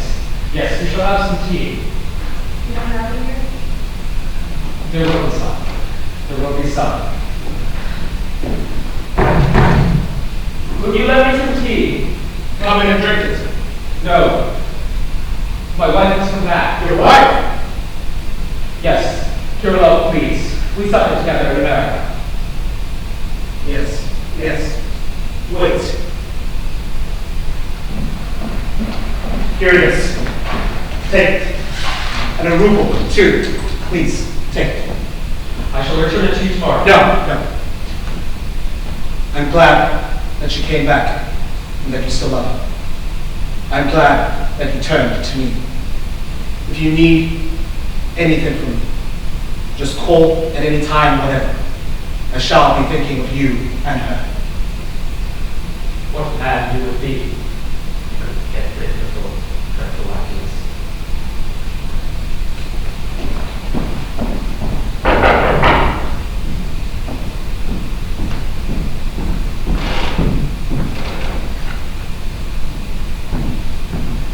I can't receive you right now. I have something to tell you. I have come to tell you from Berkovitsky that everything is arranged. You are free. Is that true? Yes, free. You will just have to show the proof of the place where the press is buried. I shall come to get you tomorrow at exactly 6 o'clock before dawn. I'll come. Now go. My wife has come back.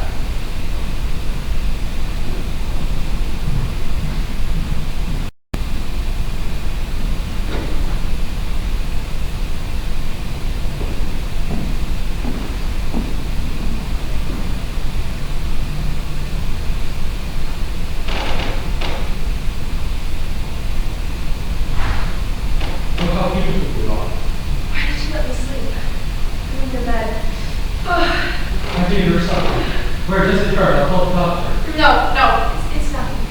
Tell me something. Talk to me of your new ideas. What are you preaching now? You can't keep yourself from preaching. It's in your nature. Oh. Yes.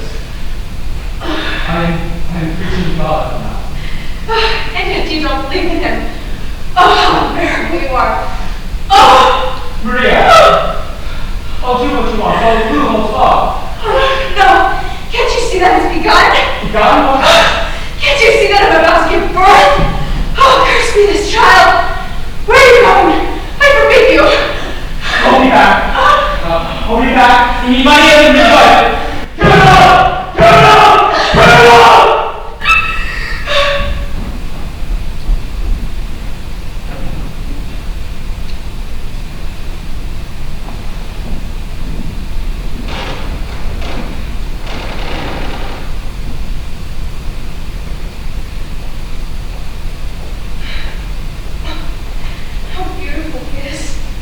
What a great joy. What joy, Nathan? Shut up. He is my son. Let me fix your clothes. No, not like that. How awful you are. You need to listen. Your Fleischberg is a wretch. Maria, it's over now. The three of us shall live together calmly, and we shall work. Yes. We shall forget everything, and We shall work in love. What's that? I have forgotten. Maria, I must leave you. I'll be gone in a half hour. You're leaving me alone? We've just found each other after all this time, and you're going to leave me? But this is for the last time. After this, we'll be together forever. Never again shall we think on the horrors of the past.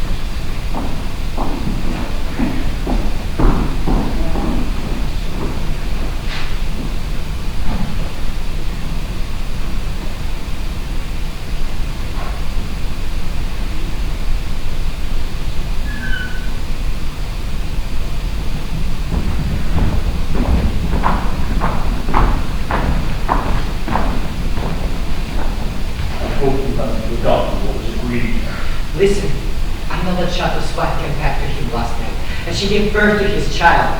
Everyone who knows human nature knows that he will not denounce us now. He's happy. Perhaps we could postpone this for present. If you suddenly became happy, would you postpone committing an act of justice which you consider to be necessary? Certainly not. Then you would prefer to be unhappy rather than cowardly? Certainly I should prefer it. Well, then let me point out to you that Chateau now considers this denunciation both just and necessary. Yes! Besides, what happiness can there possibly be in the fact that his wife, after an escapade of 3 years, has returned to him to give birth to a child by Stavrogin? Yes, but I protest! We will ask him to give his last word of honor, that's all! You can't speak of honor unless you're in the pay of the government. How dare! Which of us here is in the pay of the government? You, perhaps. Traitors are always afraid of the moment of danger. Enough! I must speak up! Since last night, I have scrupulously examined the question of this assassination, and have reached the conclusion that it is useless, frivolous, and petty. You hate Chateau because he despises you, and he insulted you all. But that is a personal question, and personal questions lead to despotism. Hence I am leaving you, not out of fear of danger, nor out of friendship for Chateau, but because this assassination contradicts my system. Farewell. As for denouncing you, you know I won't do it. Stay here! We will catch up with that madman later. Meanwhile, I must tell you that Chateau told Kirillov of his intention of denouncing us. It was Kirillov who told me because he was shocked by it. Now you know everything. Furthermore, you have taken an oath. Let me remind you, we are to throw the body in the pond and then scatter. Kirillov's letter will cover all of us. I leave for St. Petersburg in the morning, but you shall have word from me soon. It's high.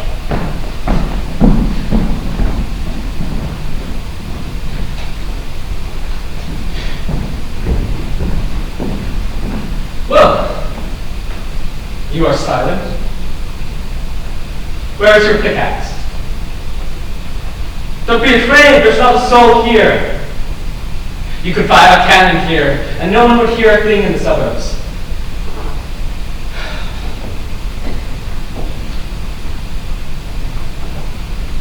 Here it is.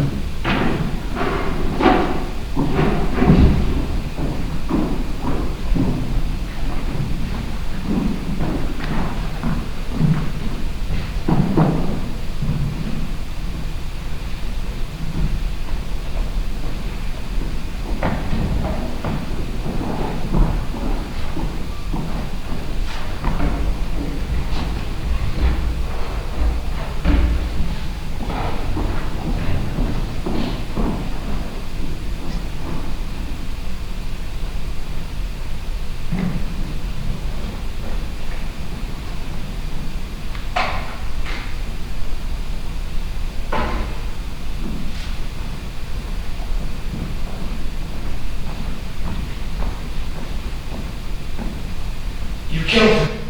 You killed Shatov! I have explained it 100 times. Shatov was on the point of denouncing— Shut up!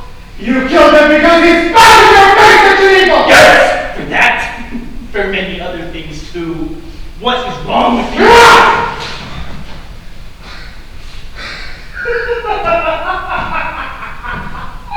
You had no weapon ready in advance, because you were afraid that I would kill you.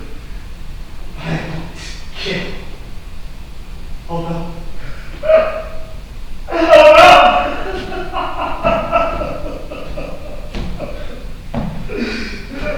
You wouldn't shoot, but you took a big risk. I was going to shoot.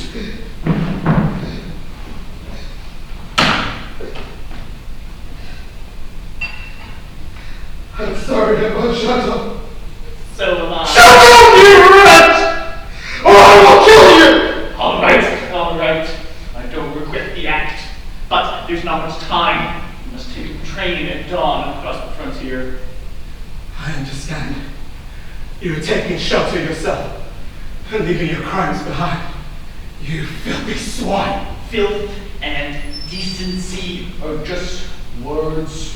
Everything is just words. All my life, I wanted there to be something other than words. That's what I lived for. That words would have meaning, that they may be deeds also. And so? You're the last man I shall ever see. I don't want us to separate in hatred. I assure you I have nothing against you personally. We are both miserable wretches. And I am going to kill myself. And you shall go on living. Of course I'll go on living. I'm a coward. It's despicable, I know. Yes. Yes, it is despicable. Listen. Do you remember what Christ crucified said to the thief dying on his right? Today shalt thou be with me in paradise. The day ended. They died. And there was neither paradise nor resurrection. And yet he was the greatest man on earth.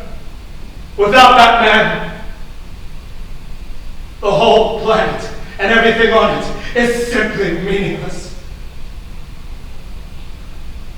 Yet, if even the laws of nature did not spare such a man, if they forced him to live in lies and to die for a lie, then this whole planet is but a lie.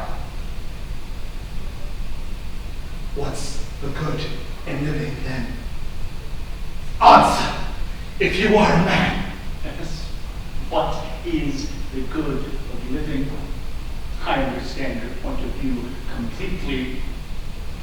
God is a lie, that we are alone and free. You kill yourself and prove that we are free and that there is no God. But for that, you must kill yourself. You have understood. Everyone will understand. If even a little scoundrel like you can understand. But someone has to begin and kill himself to prove to others the terrible freedom of man.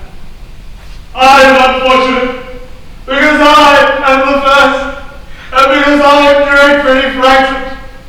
I only saw for a short time, but I shall begin and open the door, and all men will be happy. There will be souls forever! Give me the pen and paper! Dictators! I'll sign anything! Even the man killed I could shut up! Go ahead, dictate!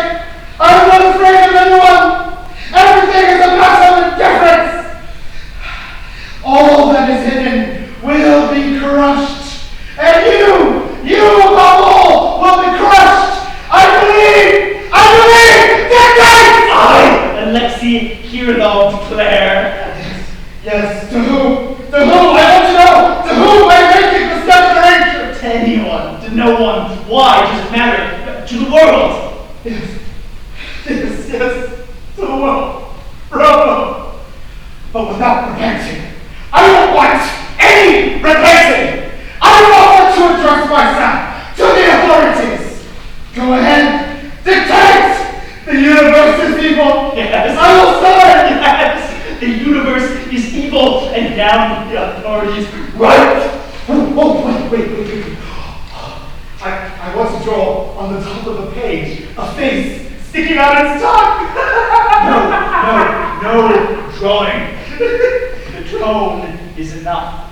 Ah, yes, the tone. Dictate the tone! I declare that this morning I killed the student Shatov in the woods for his betrayal and denunciation in the matter of the group proclamation. Is that it?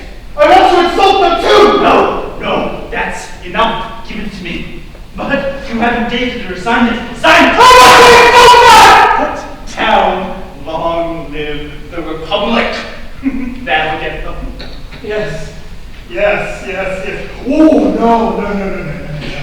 I'll put liberty, equality, fraternity like that. And then in French, gentilhomme, seigneuries russes, et citoyens du monde civilisé. There, it's perfect. It's perfect!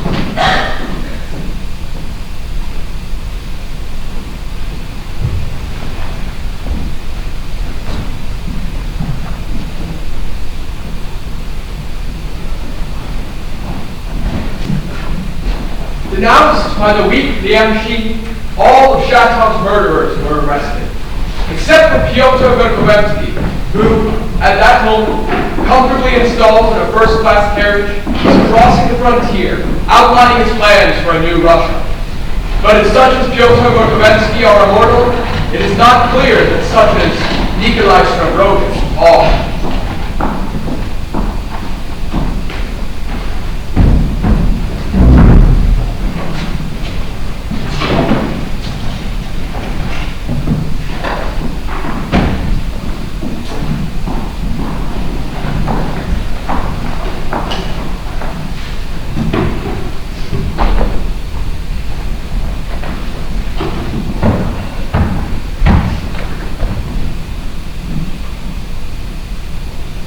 Prepare the carriage. Oh, to go off like that at his age, and in the rain. Oh, fool, fool. Oh, but he is ill now. Oh, I'll bring him back dead or alive. Oh, my dear.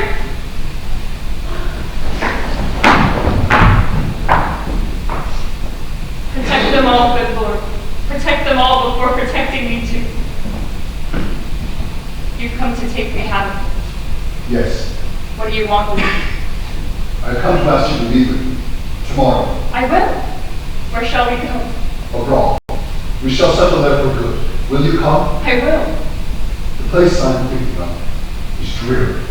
It is at the bottom of the ravine. The mountain cuts off the view and crushes one's thoughts.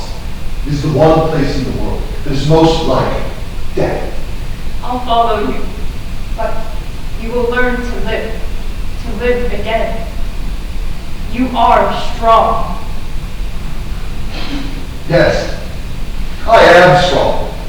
I was capable of being slapped without saying a word, of overpowering a murderer, of living in dissipation, of publicly confessing my downfall.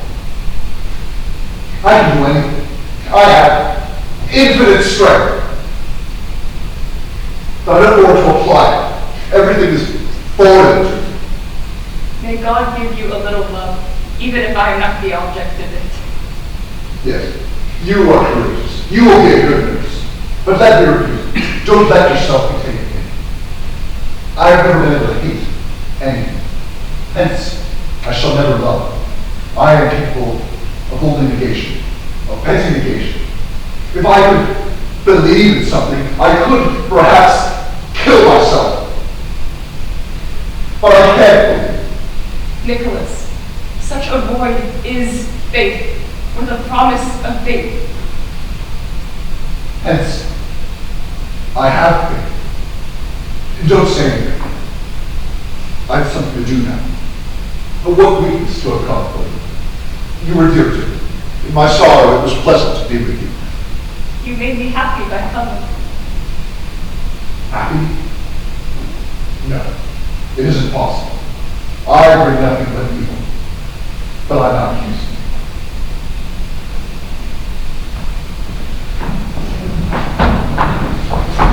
Quick, stand on the ground. You get the room warmed up.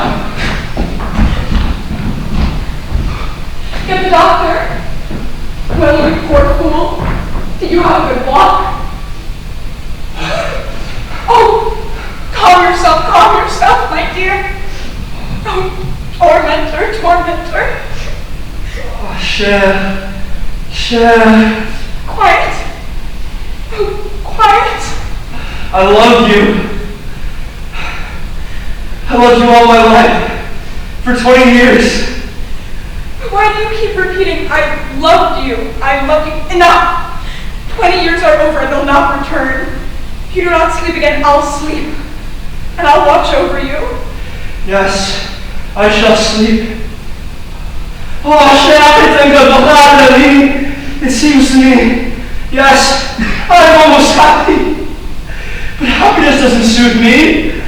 For right away I begin to forgive my enemies. If only I could be forgiven too. You will be forgiven. Yes, I don't deserve it though. We are all guilty. When I am in your presence, I'm as innocent as a child. Cher, I have to live in the presence of a woman. It was so cold on the highway. But I got to know the people. I told them my life. You spoke about me in your taverns? Yes, but only by illusion, you see. And they didn't understand a word.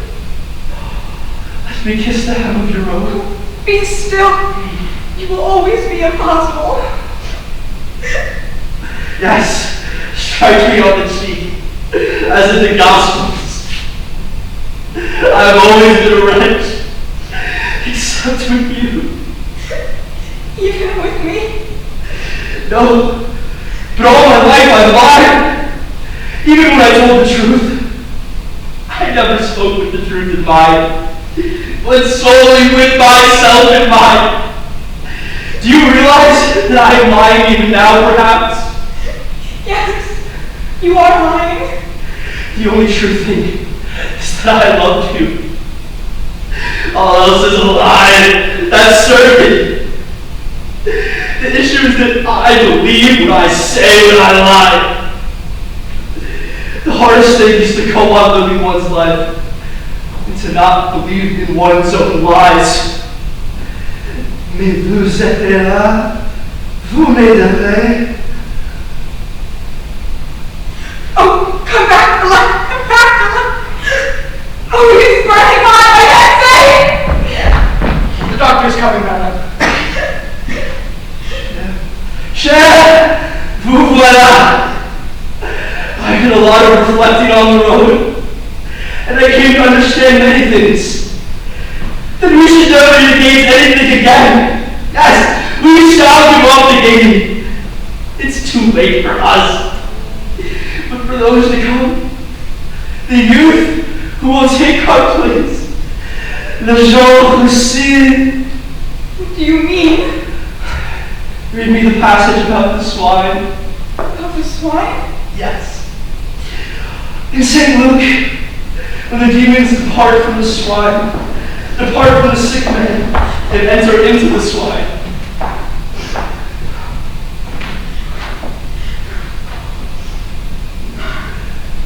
Then the demons went out of the man and entered the swine, and the herd ran violently down the steep place into the lake and drowned. When those who fed them saw what had happened, they fled and told it in the city and in the country. Then they went out to see what had happened and came to Jesus and found the man from whom the demons had departed, sitting at the feet of Jesus, clothed and in his right mind. And they were afraid. Yes. Yes. The demons who depart from the sick man. Cher, you see, you know them. They are our defense, our enemies, of course. And the sick man is Russia. But the demons enter into the swine. I mean us, my son, the others. And we run violently down a steep place, as if possessed of the devil, and we shall perish. But the sick man will be cured.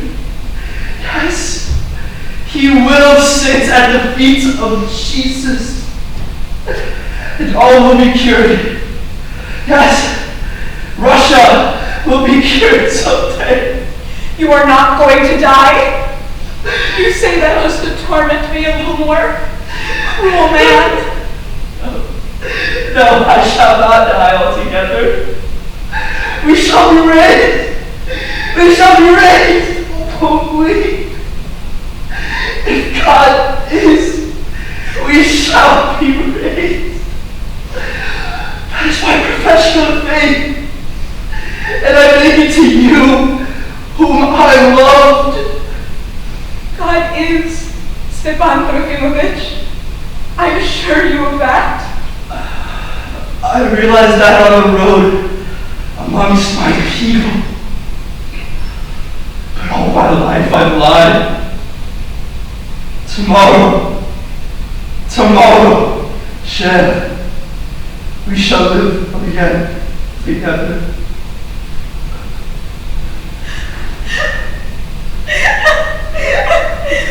Oh, Sasha! Oh, Martin! Have pity on this child!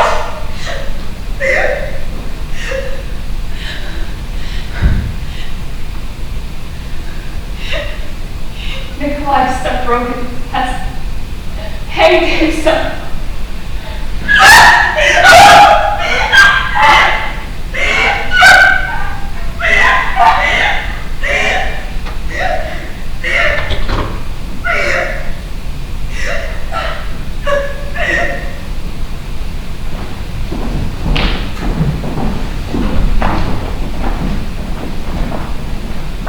Ladies and gentlemen, allow me one more word. After Stavrokin's death, the doctors deliberated and pronounced he showed not the slightest sign of insanity.